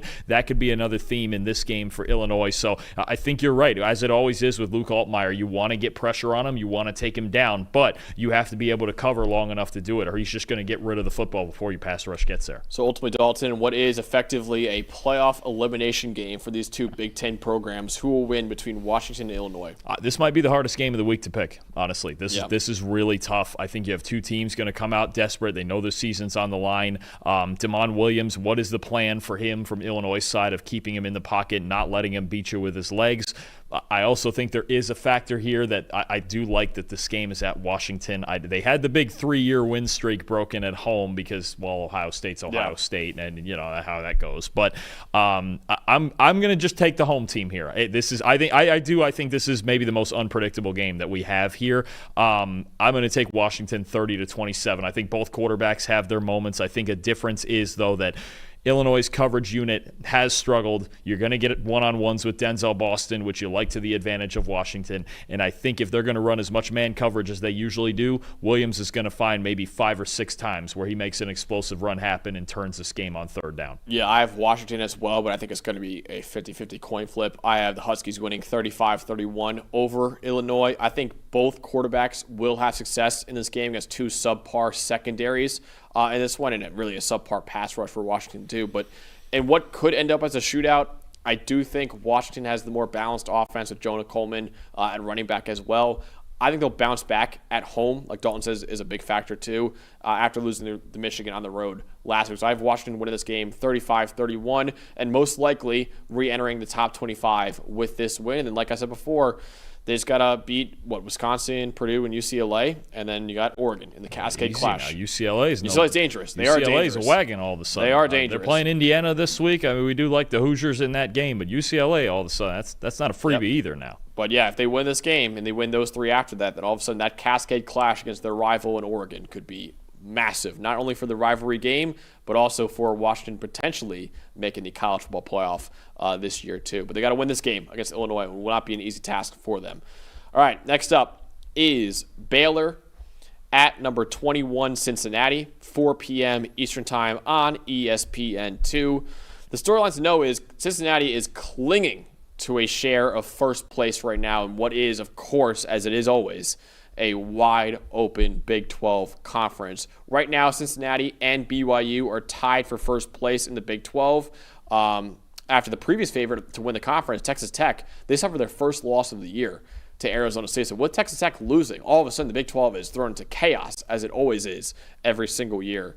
The Cougars right now are undefeated overall at 7-0, the BYU Cougars. And the Bearcats are undefeated in conference play with a 4-0 record. Their only loss of the year came out of conference in week 1 against Nebraska. Cincinnati has rattled off 6 straight wins since that loss to Nebraska and is looking to make it 7 in a row this week against a Baylor team that is desperate to stay relevant in the Big 12 race right now with a 4-3 record on the year. Yeah, no, absolutely. I mean, just think about what we would be saying about the Bearcats had they pulled off that first game against Nebraska. And I thought the game plan played a part in them losing that. I thought they could have just stuck with the run game for all of it and controlled the pace of that game and won it. But think about where we would be at if they were undefeated as well as BYU, right? So I think we can't forget about this Cincinnati team. They're in first place. They've got a winnable game here, but Baylor's always game, especially with their passing attack and Sawyer Robertson, and they're still trying to make a bowl game despite some other things not going their way this season. The loss to TCU last week, but Cincinnati's got some serious momentum going in a red-hot offense. And a red-hot offense led by a red-hot quarterback in Brendan Sorsby, one of the highest-graded quarterbacks in the country right now. Dalton, you're going to talk more about him and that Cincinnati offense. For sure. Sorsby's a big factor in it, but the heart and soul of this Cincinnati team is their run game. And honestly, even when they finished last year on a 5-game losing streak, they discovered that they can really run the football. They had a lot of success with that. They just needed more receivers to balance it out. You know, this Cincinnati team in the run game, they have the highest impact run blocking percentage in the country. Basically, a percentage of run plays where you get a positive grade somewhere on your offensive line. Over 55% of the time that's happening for Cincinnati. They're one of the best run blocking units in the country. And the first thing that you have to worry about, aside from Brendan Sorsby and the passing game and Cyrus Allen, all the new receivers and all of that, you have to worry about stopping outside zone running. When you talk about, NFL teams doing this, all those guys in the Shanahan tree, right? Kyle Shanahan and Sean McVay and Kevin O'Connell and all those guys that run that system, that's what you're talking about with this Cincinnati offense. When you look at their outside zone running, they run it at the 5th highest rate in the country. They're 21st in rushing grade. They're the second best blocking team, run blocking, when it comes to outside zone runs, and they're second in explosive runs. This is where it starts. When you look at Cincinnati early in games, they get in the pistol. This is what they want to establish. Anybody who watches this team at all in depth knows they want to run the football. It's Tawi Walker, the Thunder, the physical back. It's Evan Pryor, the Lightning with the quick feet. And then it's Brendan Sorsby getting into different concepts at that point with the read option, with the bootleg game coming off of it. When you look at the core of this Cincinnati offense, that's what it looks like, is a Kyle Shanahan sort of offense. Outside zone, work off of it. Then when defense is starting to widen out, then you talk about them getting in the shotgun or in some other looks and getting into the inside run game. And we saw this against Iowa State. What happened first? Outside zone, stress the edges, right? Then they're adjusting. Then Iowa State wants to widen out and mess with the front. Okay, we've got answers for that too on the inside. It's a diverse run game with 3 legitimate options and a darn good offensive line to go with it. There's people in the chat right now, our guy Short Plus and Drake, are saying they should dress up as me and you for Halloween. I think they're in the same area because they're both Arizona State fans. Oh, I mean, yeah, if you want to. I appreciate Drake saying, I want to be, I call dibs on Max immediately.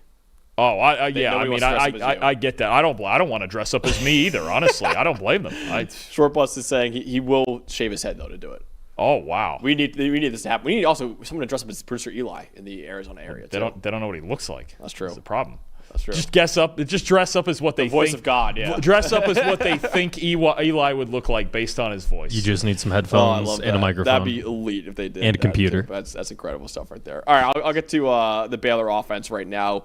And someone in the chat actually pointed out this is going to be a really fun quarterback game. I agree. These are two quarterbacks that Brandon Sorsby's been incredible this year, and Baylor really relies on Sawyer Robertson right now. Sawyer Robertson leads the nation in passing yards and passing touchdowns this year. If Cincinnati is going to have any success in this game with their pass defense, is going to be because of their coverage unit. They have a very solid 87 coverage grade this year. That's 43rd in the country. It's also because Cincinnati has a glaring weakness with their pass rush right now. The second worst pressure rate in the Power 4 at only 24% this year. Normally, that would spell trouble against a quarterback in Sawyer Robertson, who I mentioned before, leads the nation in passing yards, leads the nation in passing touchdowns this year. But really, Dalton, the reality is Sawyer Robertson has not been that effective from within a clean pocket this year. Only a 73.6 passing grade from a clean pocket. That's 101st among all quarterbacks in college football. 10 big-time throws from a clean pocket and 9 turnover-worthy plays from a clean pocket this year too. Those 9 turnover-worthy plays from a clean pocket are the 4th most in the entire FBS. The redshirt senior in Sawyer Robertson is also 93rd in the country in passing grade against zone coverage this year. And that could be a big issue because Cincinnati runs zone coverage at the 6th highest rate in the Power 4. Cincinnati plays zone coverage over 80% of the time right now. Now, I will say, one advantage that Baylor might have with their passing game is with their tight end in Michael Trigg. We gave him the John Mackey Award in our midseason awards as the best tight end in college football. He currently leads the FBS this year with 495 receiving yards at tight end. And Cincinnati has allowed 383 receiving yards to tight ends this year. That's the 9th most in the country right now. So Michael Trigg could be massive in this game for Baylor's offense, but Sawyer Robertson's got to be better from a clean pocket, and against zone coverage, because Cincinnati will probably give them a lot of clean pockets, but also play a lot of zone coverage in this game. Inconsistent accuracy from Robertson, and you're right, Trigg is dangerous on the outside. I think the two guys I want to bring up also, because if there's one place that you do want to attack Cincinnati, and they've been better lately, but is outside at cornerback with Logan Wilson and Matt McDoom. I think when you look at the two guys that line up on the outside for Baylor, Josh Cameron and Ashton Hawkins, those are the guys, too, that need to make a big difference in this game. I don't love Baylor's run game, to be honest with you, in this game with Bryson Washington against a really good Cincinnati run defense. Jake Golday at linebacker, Antoine Peak always coming up helping at safety, plays a very big role in the middle of that defense. So I think Sawyer Robertson is going to have to win this game with his arm. I think Trigg, Cameron, and Hawkins are the three guys they would have to do it with on the outside. Torpa saying his untalented stepson will be Eli in the Halloween. Oh, wow. Just dye his hair orange is all you got to do. Orange? Oh, yeah. Okay. Yeah, Eli's a redhead, right? I guess, yeah. No. Okay, no. I don't Incorrect. know. Incorrect. I don't know what you're looking Strawberry at. blonde. What? This is how I know those glasses don't work. I don't know. He's a redhead. He says it's strawberry blonde. Which Sure, I don't know. sure. I don't know what that means actually, Sure, Eli. but Yeah. I'm just going with what he's telling me. I don't know what that means exactly. Actually, I took out my IFB, so I can't even hear. Oh, okay, it's good. I don't even have the voice of see God this? in my He gets through your segment and then he just ignores you the rest of the show. I got you, Eli. The IFB I'll remember annoys it. me in the Don't ear. worry. I'm like, if I could take it out now, we're done with the DraftKings How segment. dare you silence Eli? I did silence How Eli dare right you. now. I did silence. I'm just He's going to probably talk over cursing him me the out rest of right the show, now. Dalton. I don't even know. I don't even know. Jeez. Ultimately, Dalton, who will win this huge Big 12 game between Cincinnati and Baylor? I do think Baylor, much like Kansas, especially earlier in the year, gives Cincinnati a different challenge on defense because they can challenge them on the outside, right? So I do think this is actually going to be a close, relatively high-scoring game. I do think Baylor's going to have their opportunities, and they're high-flying. They're going to be in high-scoring games every week. But Cincinnati's ability to run the ball on a Baylor defense that has maybe gotten a little better as the season has gone on in the front seven, especially with Jackie Marshall getting healthy from his early season injury. But I still think Cincinnati can control this with the run game. I like him as the home team. I think their secondary is going to be challenged. And you mentioned the lack of pass rush. That's really just the structure of the defense because they run the same defense as Iowa State with Tyson Veit coming from over there. But it is still the case that Sawyer Robertson is going to get opportunities to throw the football downfield. That said, Cincinnati 31, Baylor 27. I have Cincinnati as well. I have a little bit bigger, 34-24. I think both quarterbacks will have plenty of clean pockets to work with in this game. Sorsby has proven he could be able to take advantage of them right now more than Sawyer Robertson has, which I think leads to Cincinnati continuing their undefeated record in the Big 12 with a 10-point win over Baylor at home. So 34-24, I have Cincinnati over Baylor, and Cincinnati continues to take hold of first place, at least tie for first place right now in the Big 12. All right, before we move on to the final three games in this preview, we got to talk about the sponsor of the show. That is Fabric by Gerber Life. Parenting is filled with high-pressure decisions, and it can be difficult to tell if we've made the right choice for our kids' future. But here's a simple decision you can make today that could have a meaningful impact on your kids' future. And that's opening a UGMA Kids Investment Account with Fabric to start their investment journey early and give them a financial head start. Fabric was designed by parents for parents to make it easy to plan for and manage your family's financial path. With a kids investment account from Fabric, you can start investing in your child's future today. Kids can't invest when they're minors, but a UGMA Kids investment account allows them to invest on their behalf now and gives those investments more time to grow. There are no contribution limits, multiple tax advantages, and they're SIPC insured up to $500,000, plus no commission fees and just a low, flat monthly maintenance fee. Fabric has partnered with Gerber Life, trusted by millions of families like yours for over 50 years. Join the thousands of parents who trust Fabric to protect their family. Start investing in your child today at meetfabric.com/PFFcollege. That's meetfabric.com/PFFcollege, meetfabric.com/PFFcollege. This is a paid promotion for the Fabric UGMA product and not for investment advisory services. Portfolios are managed by Fort Washington Investment Advisors Incorporated.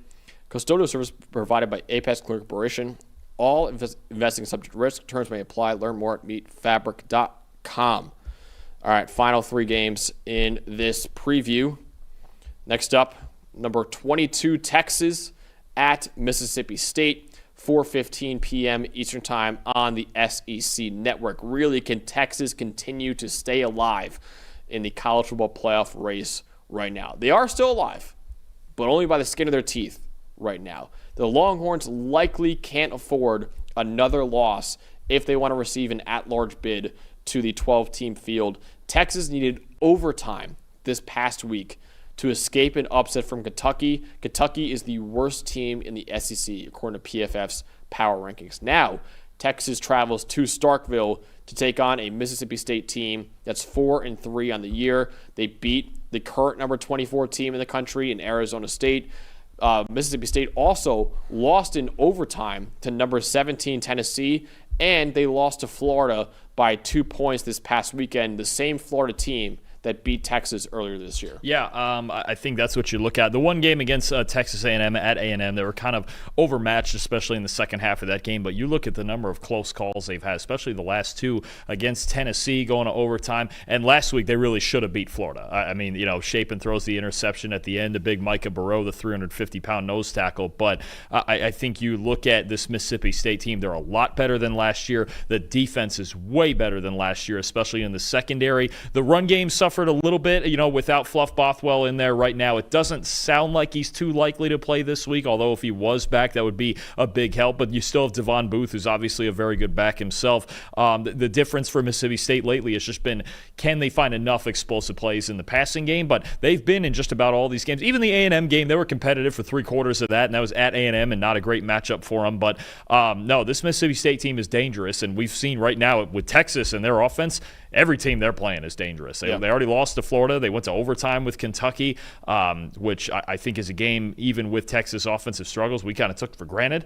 But Texas can't take anything for granted right now because they are struggling to score points. Yeah, absolutely. And you have the Mississippi State offense right now against what's been Texas' offense has really struggled this year, but they still have had an elite defense right now. What should we know on that side of the ball? Yeah, I think in just in general, we need to just make people aware of this Texas defense, Pete Kwiatkowski's unit still being just the elite unit as it is. Because I was trying to find one thing, okay, where's the crack, or what does Mississippi State need to do? Or look, this Texas team is just, they're awesome on defense still. You've got star power. You've got Colin Simmons at defensive end. You've got Anthony Hill at linebacker. You've got Michael Taff and those guys in the secondary. Just an outstanding unit. They're the second highest graded defense in college football behind Texas Tech. 5th in run defense grade, 10th in pass rush grade, 7th in coverage grade. Them and Texas Tech, they're the only two teams in the top 10 of all of these categories. So, I mean, you look at the well-rounded nature of this defense. This defense is without question playoff caliber.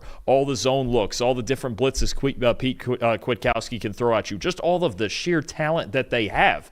And honestly, despite all of their offensive struggles, you still feel like in any game that Texas can go out there and get stops and give themselves a chance to win. Yep. That's all you ask your defense to do, and they do it at an elite level. Also, I think a big factor and a reason that Mississippi State's offense has slowed down the last couple of games is they're just not getting as many explosive plays, especially in the passing game. Texas, top 10 in preventing explosive passes, top 20 in preventing explosive runs. If Mississippi State's going to win this game, they're going to have to grind it out because this defense doesn't give you anything still. I think that's one thing that cannot get forgotten when you play Texas.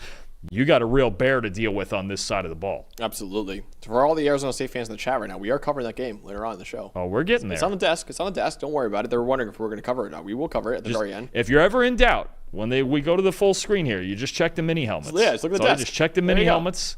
Here they are. That's right the there, order we go in. They're the very last game. We're almost there. We go in chronological order here. We do. Whenever time the game is. That's we why do, which sometimes hurts the West Coast teams a little bit. It does. The West Coast, you got to wait around a little bit. But it's earlier in the day. They got time. They got time. We're going to cover it. So don't worry, Drake, in the chat right now. I have the Texas offense that has really struggled right now. And really, the reason why I would argue Texas has really struggled offensively is with the 5 guys up front. I know Arch Manning has not been as good as we thought he would be this year, but I think a big reason for that, the offensive line has really struggled for Texas this year.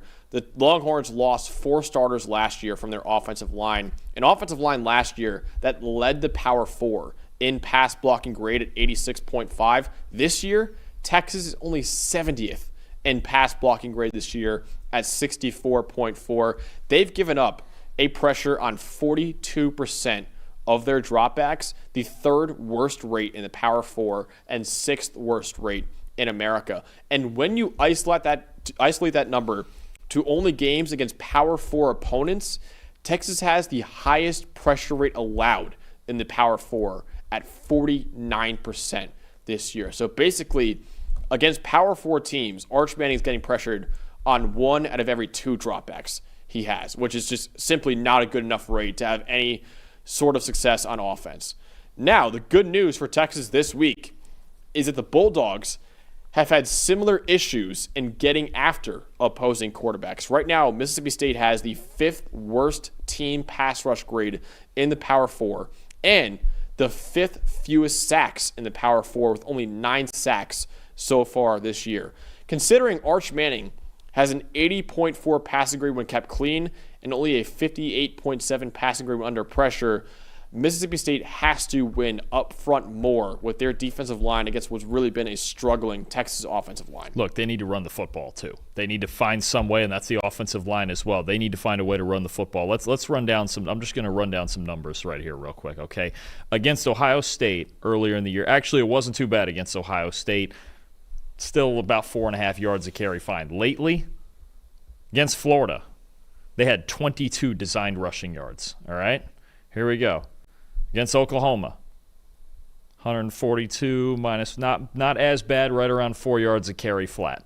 Still not great, what we're used to from Texas. Last week, against Kentucky, 54 designed rushing yards on 23 carries. They're inconsistent. At best, their best games running the football this year against real teams have been between 4 and 4.5 yards a carry. Not outstanding necessarily, especially with the passing game struggling. And like last week, they couldn't run the football at all in Kentucky. They couldn't run the football at all on Florida. They lost one game. They almost lost another. They've got to find a way to run the football, because what you don't want to do is get into 3rd and long situations against a Mississippi State secondary that is still pretty darn good. This unit's got a lot better with Jerron Manning and those guys on the back end.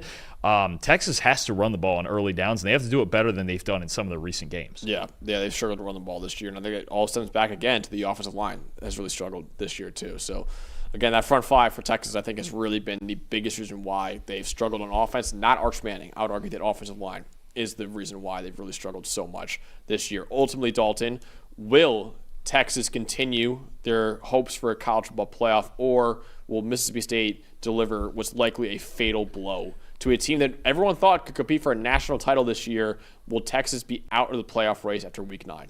The defense and every single number and every bit of logic tells me, okay, Texas is going to figure it out and at least get through this one, right? And then we'll talk about them when they play Georgia and some other big games they have coming up, right? That's obviously what it should be. Texas, okay, bad game at Kentucky. They should bounce back, figure it out on offense, because they showed flash. It was better against Oklahoma. Ryan Niblett's been a big factor as a punt returner. That's been huge the last couple weeks, right?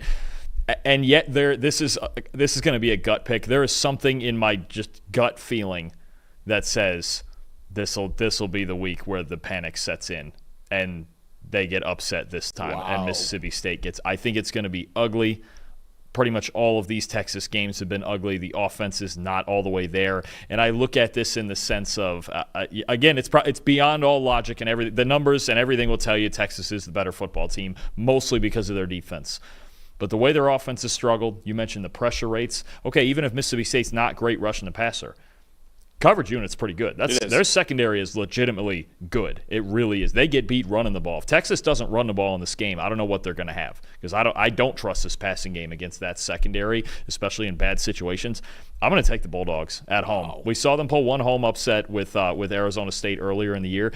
Tight, low scoring, ugly. Blake Shapen, don't turn the football over. Mississippi State 17, Texas 16. They should have lost to Kentucky last week.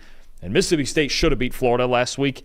We're going to get a little redemption there for both of them. Okay. I'm going to take Mississippi. Against all other logic that I know is right in front of me, pretty much, I just feel like going into Starkville this time, if they mess around and play the way they played against Kentucky, they're going to lose. I have Texas winning this game. I have 24-17. I think the Bulldogs are going to struggle mightily on offense to get anything going against what's been an elite Texas defense this year. This Texas defense, like Dalton mentioned, is still a national title caliber defense. It's the offense that's lag behind, but even so, I think Arch Manning, with enough clean pockets in this game to win, I think he'll get it going. And I think Texas, for at least another week, will keep its playoff hopes alive with a 24-17 win. I think the defense will be the reason why Texas, like they've won almost every game this year, will be why they win this game over the Bulldogs. They need Trey Wisner more than ever in this game right here. I can't tell you how badly they need to be able to run the football in this game. I mean, look, there's a mode of operation here for it. Jaden Ball ran for 150 on Mississippi State last week. Yep. But Florida's offensive line is way better than Texas right now. That's just a fact. If they run the football and Wisner gets somewhere around 100 and Manning gets his share, they'll be fine. If they don't, I'm extremely worried because I don't want Manning throwing into that on 3rd and 8. Mississippi State secondary is a good unit. Well, let's go to the final game in the SEC on this preview show, and one of the biggest games of the week too. One of the final game between ranked teams here on the show. Number 3, Texas A&M at number 20 LSU, 7:30 p.m. Eastern Time on ABC. A&M with another opportunity to prove itself in this one. Their first 7-0 start since the 1994 season, and they're ranked number 3 in the latest AP poll, tied for his highest ranking in 50 years for Texas A&M. But the Aggies only have one win over a top 25 team, which was a 1-point win over 8th-ranked Notre Dame in Week 2. A&M has another shot to prove themselves as legitimate national title contenders this year when they play LSU this week on the road, number 20 LSU right now. LSU, by the way, like Texas, is pretty much one loss away from being effectively eliminated from college football playoff contention with 2 losses so far this year. Yeah, it's really I don't think, especially after beating Clemson, although what we know about Clemson now is different, but after beating Clemson week 1, we pretty much were like, oh, LSU's got the inside track now. They look pretty good to go to the playoff. The defense is better. We've been begging for 2 years for the defense to be better, and the secondary's been one of the best secondaries in the country, especially. They lose to Vandy last week at Vandy. Couldn't stop the run. Was it 247 rushing yards in that game, you said? I mean, now you have a trench problem here, I think, with LSU that's caused them now to lose 2 games. So you get a 3rd one, and I know LSU's got some good wins, but some of those good wins don't look as good as they used to either now. South Carolina, Clemson, right? So they need this in the worst way, or their season pretty much is shot. And A&M trying to stay undefeated, trying to stay in the top 5 of the country, in first place in the SEC, or they're the last undefeated team in the SEC. Let's not forget. So it's a big game at Death Valley for A&M, but for LSU, the urgency could not be higher going into this. You mentioned the trenches, and obviously it's a big trench matchup this week for LSU because they got Cassius Howell coming to town, who's one of the best edge rushers in the country. Yeah, I mean, Howell is the star, and this A&M pass rush as a group is pretty good, but he's the guy that you worry about first and foremost. 91.3 pass rush grade, 32 pressures, 8 sacks. He's just simply been the best pass rusher in the SEC this year, and one of the 4 or 5 best pass rushers in the country, without question. You've got him. You've got Deion Hayes on the other side. You've got Mike Elko drawing things up front. This team is still really good running the football, or stopping the run, I should say. I have an extreme level of worry based on what we've seen the last 2 weeks, and now that LSU's starting left tackle Tyree Adams, he's going to most likely be out for this game after getting hurt in the Vanderbilt game last week. So you're going to get DJ Chester at left tackle, who's got a 56 pass blocking grade, and then Weston Davis at right tackle struggled all year. He's got a 40 pass blocking grade for the season. This is a major worry for me with the way that LSU's pass blocking has collapsed. Their pass blocking grade as a team, again, the last 2 weeks has been below a 45 in both games. Right? And South Carolina, yes, they have Dylan Stewart and Brian Thomas. And, last week, Vandy, I think that might have been the most surprising part is, look, Nussmeier tried to do everything he could under pressure, but he is not the quarterback like Jaden Daniels used to be, where he's going to run around and make plays happen outside the pocket. And he made some things happen outside the pocket against Vanderbilt. A&M's pass rush is a major step up, even from a Vandy unit that's been pretty good. Cassius Howell, Deion Hayes in this pass rush off the edge, especially the interior, I think they can survive, although I think they're really going to struggle to run the ball on Albert Regis and Torian York and those guys on the inside in the middle, which is a problem. We've talked about LSU. Got to find a run game, have to find it somewhere, but if Nussmeier has to drop back 50-plus times again, I am so worried about this offensive tackle situation against these edge rushers for A&M. So normally in our previews that we do, it's usually, okay, this is a major advantage for one team over another. This one I'm going to talk about, this is going to be an awesome matchup. A&M's receivers against LSU's secondary is the most star-studded battle that we have in Week 9. The best part of A&M's offense this year has been its receiving core, thanks in large part to a couple of transfers. Mario Craver from Mississippi State is a midseason All-American for PFF. He's a true sophomore, second among all Power 4 receivers in receiving yards with 668 this year, and he leads all Power 4 receivers this year with 4.31 yards per route run.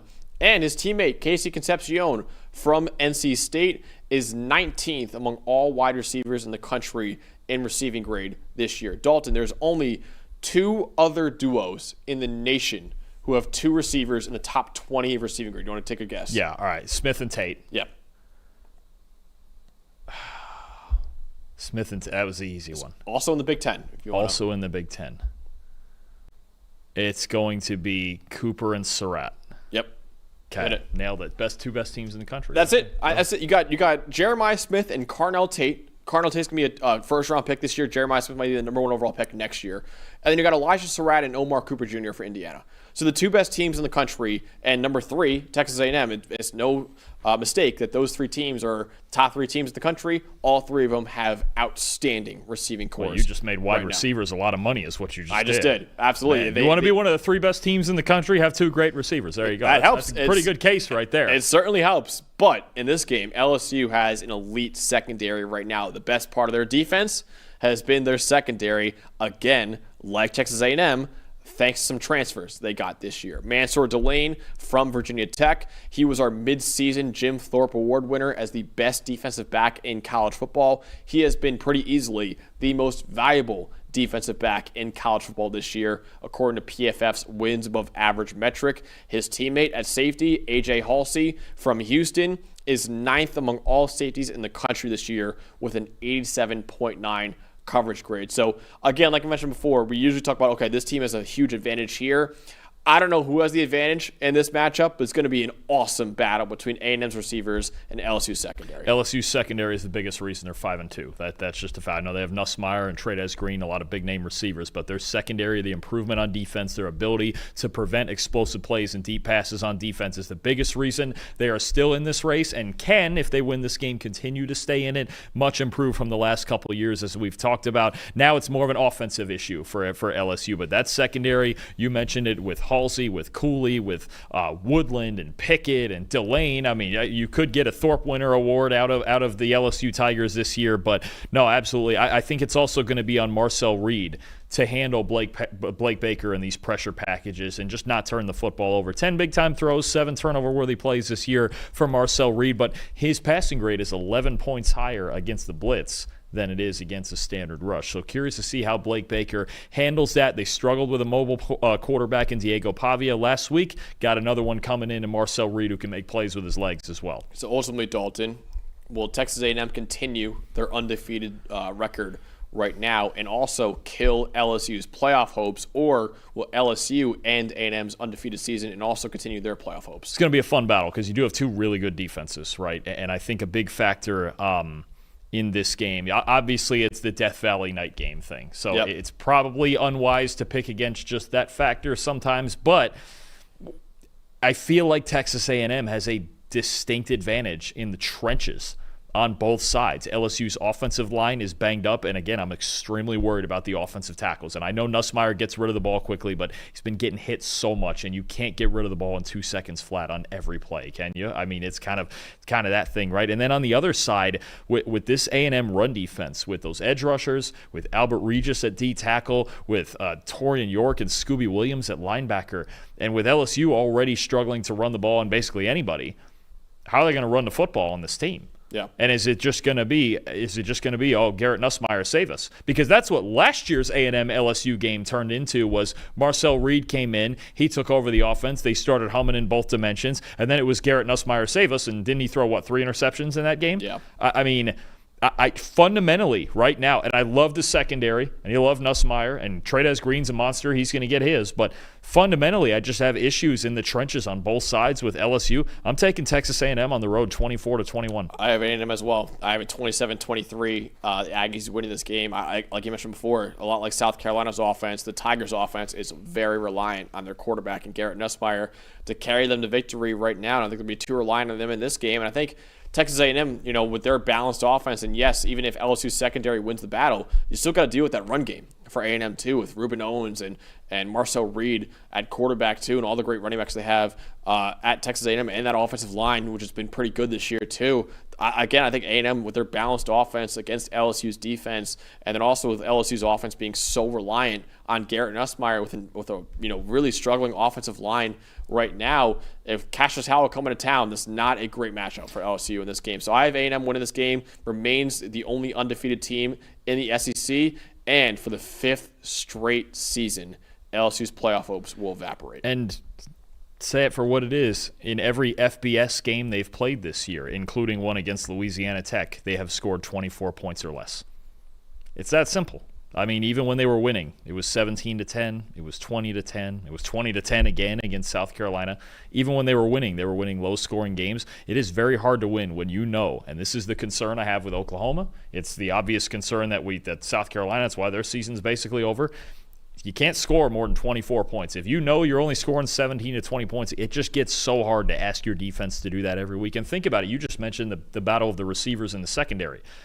Secondary's great, but those two guys are pretty great also. Yeah. And if they start making plays the way we know they can, then what's the answer? And you mentioned it. With Le'Veon Moss hurt, Reuben Owens has been good. E.J. Smith was good last week. Reed can run the football. A&M's got options here. They've got a lot of options. And, again, I think the advantages they have in the trenches make the difference.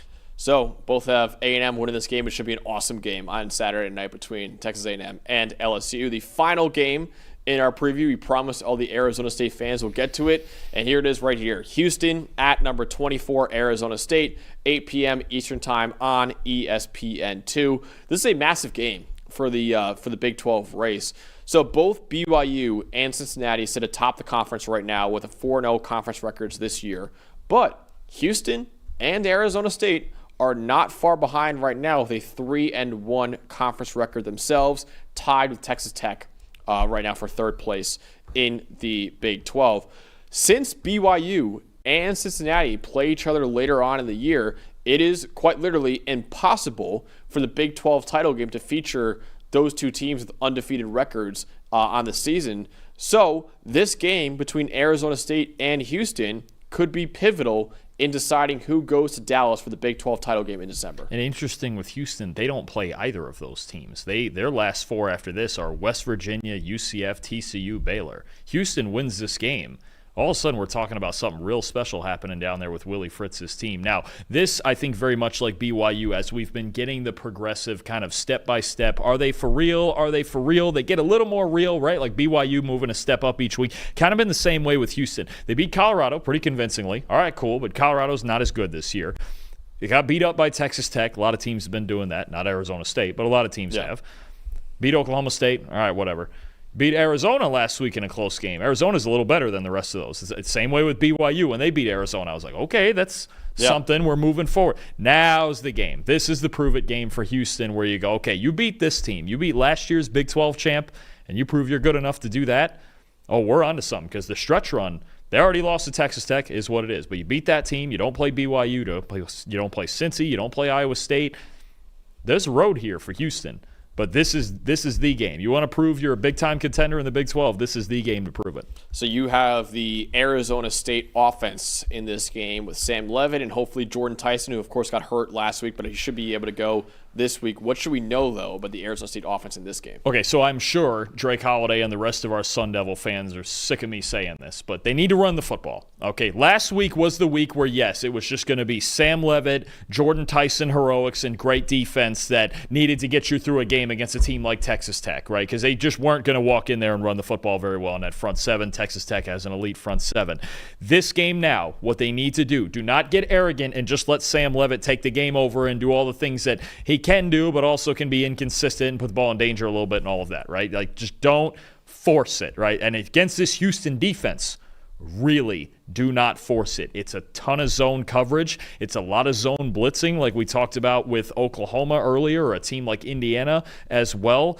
They are very, very good at keeping things in front of them and keeping themselves in ball games. That's just what they're good at on defense. Solid run defense across the board, pretty much top 25 in every metric I have. But Arizona State has to get back to, okay, deep breath. We found a way to beat Texas Tech for as weird and wacky as it was. We got to get back to the base of this. 12 personnel, run the football. Raleek Brown, to me, Yes, Levitt and Tyson are their two best players. Raleek Brown is their most important player. Get him going, even against Texas Tech. 16 carries, 69 yards, and a touchdown. Did his job. This guy is the engine. 83.9 rushing grade, 642 rushing yards, and he got a little bit of a late start before they made him the feature back. 39 missed tackles forced, 20 explosive runs. When you watch this team, it may not be as pretty as it was last year, although there is some irony to this Arizona State team where last year they lost a game with Sam Leavitt hurt and Jeff Sims starting, and then they got raging hot down the stretch.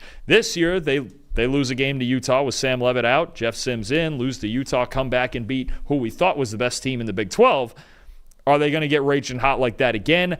I still think they need to get back to the foundation and running the football. Raleek Brown, especially with Houston and their ability to limit big plays in the passing game. Raleek Brown has to have a big day. I need at least 100 or 120 out of him. And then Sam Leavitt running the football too, because Leavitt and Tyson haven't been quite as efficient against zone coverage, because I get it. You get a one-on-one, yeah, you're throwing it to Jordan Tyson. I would too. But you get all this zone looks and all the sitting back that Houston does. They really make you play in the box. I think Arizona State has to embrace that and run the football. Yeah, a lot of the Arizona State fans in the chat right now are agreeing with you that Raleek Brown is going to be huge in this game for the Sun Devils. If they come out, if Arizona State comes out and they think, oh, we beat Texas Tech and Sam had the heroics at the end and we're going to throw it 45, 50 times, they come out like that, they're going to lose. Yeah. Because this Houston secondary and just the way that they play defense, just team football on defense, and especially the back end of it, they keep everything in front of them. Everything. That's just how this Willie Fritz defense were. A lot of cover 3, a lot of cover 4, sitting back the same way we've talked about Mississippi State getting better. This Houston team's the same way. They keep everything in front of them. Yeah, Houston's 18th right now in coverage grade this year at 90.7 this season. They are not as good with their offensive line, Dalton, which is what I'm looking at right now. Can Houston's offensive line give Connor Wigman time to operate in this game? There's no getting around it. The Cougars have had one of the worst offensive lines in college football this year. They have the worst pass blocking grade in the Power 4, the third worst pass blocking grade in the country this year. Only a 30.3 pass blocking grade as a team this season. So it's been a major struggle for Houston protecting the quarterback right now. 42% pressure rate allowed is the 8th worst mark in the country, and Connor Wigman is not very good under pressure. 90th in America right now with a 47.3 passing grade under duress this year. But also, Arizona State's pass rush has not been that effective either. They're right now 111th in pressure rate in the country this year at about 28%. Making matters worse potentially is that their best pass rusher, Prince Dorba, the edge rusher, he is questionable this week because he was knocked out of the game against Texas Tech last week with an injury. Now, there are some people in the chat saying that he is practicing right now, so hopefully he does play in this game. But if Prince Dorba does not play against Houston, that's even worse for Arizona State, who has, again, like I mentioned before, 111th in pressure rate with Prince Dorba. If he's out, your best pass rusher, that's even worse for a Houston team that you really want to get after Connor Wigman with how bad that offensive line is. Yeah, for sure. There's an opportunity to, if you can, first of all, you have to get Houston into those situations where Wigman has to throw the football, right? And that starts with stopping Dean Connors in the run game. So again, Keyshawn Elliott, Jordan Crook, and these linebackers, that's going to be a big thing, is tackling Dean Connors, limiting yards after contact. Then the next step is you get Wigman into 3rd and 7, 3rd and 8, you make him throw the football. This Houston passing offense has gotten better as the year has gone on when Wigman is protected. Why? They already had Tanner Koziol, I think an NFL tight end very soon, and the emergence on the outside of Amari Thomas as a big play threat at wide receiver. The first couple games, they really didn't have this. They didn't have that guy on the outside that could win. It was really centered around Koziol. Now that Amari Thomas has become a dangerous threat, I think you have a really fun matchup on the outside. Those times when you get him against Keith Abney, the star corner for Arizona State, it's going to be a lot of fun to watch those two go at it, especially with Thomas's ability. We've seen it in multiple games now. Home run ability to win. That's what Houston was missing. Now it's about, to me, keeping Wigman in two-dimensional situations.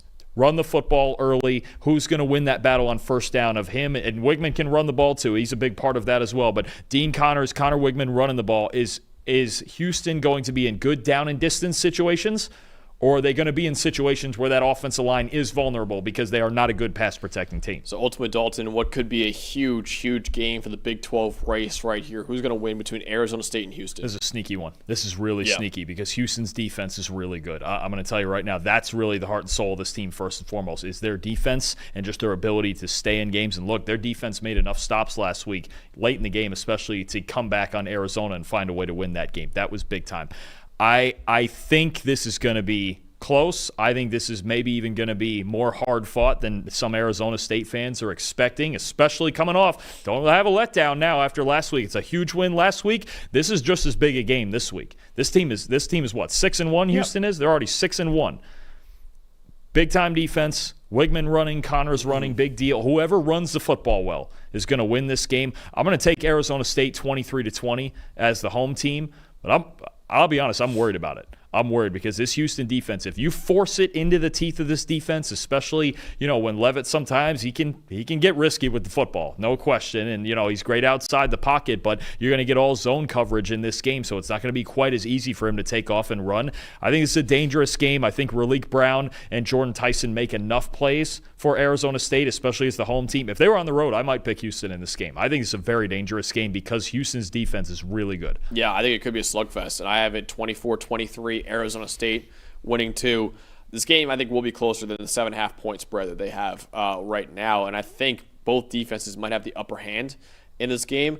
In what could be a slugfest, I do trust Sam Levitt and Jordan Tyson and Raleek Brown to make enough plays to ultimately pull out the win, more so than the Houston offense with Connor Wigman right now. So I trust them a little bit more, which is why I picked Arizona State at home, as well as a big factor for me too. But like you mentioned, Dalton, this is really like a 50-50 ball game for me. I think Arizona's going to win, but by 1 point. I think a big factor last week too, because we talked so much about the big names, those 3 guys for Arizona State. Getting those couple of big plays that they did last week from Jaron Hamilton, and at least to have one more guy that defenses need to be aware of, that's big. Because when you're playing a zone team like Houston like this, if you only have one threat like Jordan Tyson, all the eyes are going that way. And we'll see if Jordan Tyson with the injury too, how effective he'll be. Also true, yeah. The hammy was tightened up. He was tightened up on him last week a little bit late. He made it through, but it's also a thing to watch. And I think that's a guy too, Jaron Hamilton. Maybe that's a guy who emerges because we've been looking for a second threat. Or when is Jalen Moss going to get in and do some things for us? I think that's what you're really looking for. If all the eyes are on, think about it as a bigger example, but think about Ohio State and the year Carnell Tate's having. And they've talked about it out loud. Look, everybody's looking at Jeremiah Smith. Now we get Carnell Tate emerging. I think it's a big reason they won the Texas game last year because you had Carnell Tate and Emeka Ibuka really had big days in that game, right? You play these zone defenses, they're able to get multiple guys keying in on your number one threat. Somebody else for at least even 3 plays like Jaron Hamilton last week. You're going to need that in this game. This is going to be a tough one. So we both have Arizona State winning, and that wraps up our Week 9 preview show. I want to remind you guys the Week 9 review show will be Sunday morning at 9 a.m. Eastern Time, breaking down maybe all of these games and maybe even more from Week 9 of college football. So again, 9 a.m. Eastern Time right here live on this channel. I want to remind you guys once again, use the promo code PFFCFB25 to get PFF Plus for 25% off right now as well. But we'll see you guys on Sunday for what should be, or maybe not see you guys on Sunday. If we hit this $250,000 parlay, maybe we won't come in on Sunday. Next Sunday, then. Yeah, next Sunday. We'll see. We'll see. You're already trying to blame me for it. If we hit this $200,000 parlay, then we'll see if we come in. No Sunday show parlay, but we'll see. But yeah, Week 9 review show Sunday morning, 9 a.m. Eastern Time. We'll see you guys there. For our producer Eli, producer Tyler back there, for Dalton Wasserman, I'm Max Chadwick. Again, we'll see you guys Sunday morning, 9 a.m. Eastern Time for the Week 9 review show.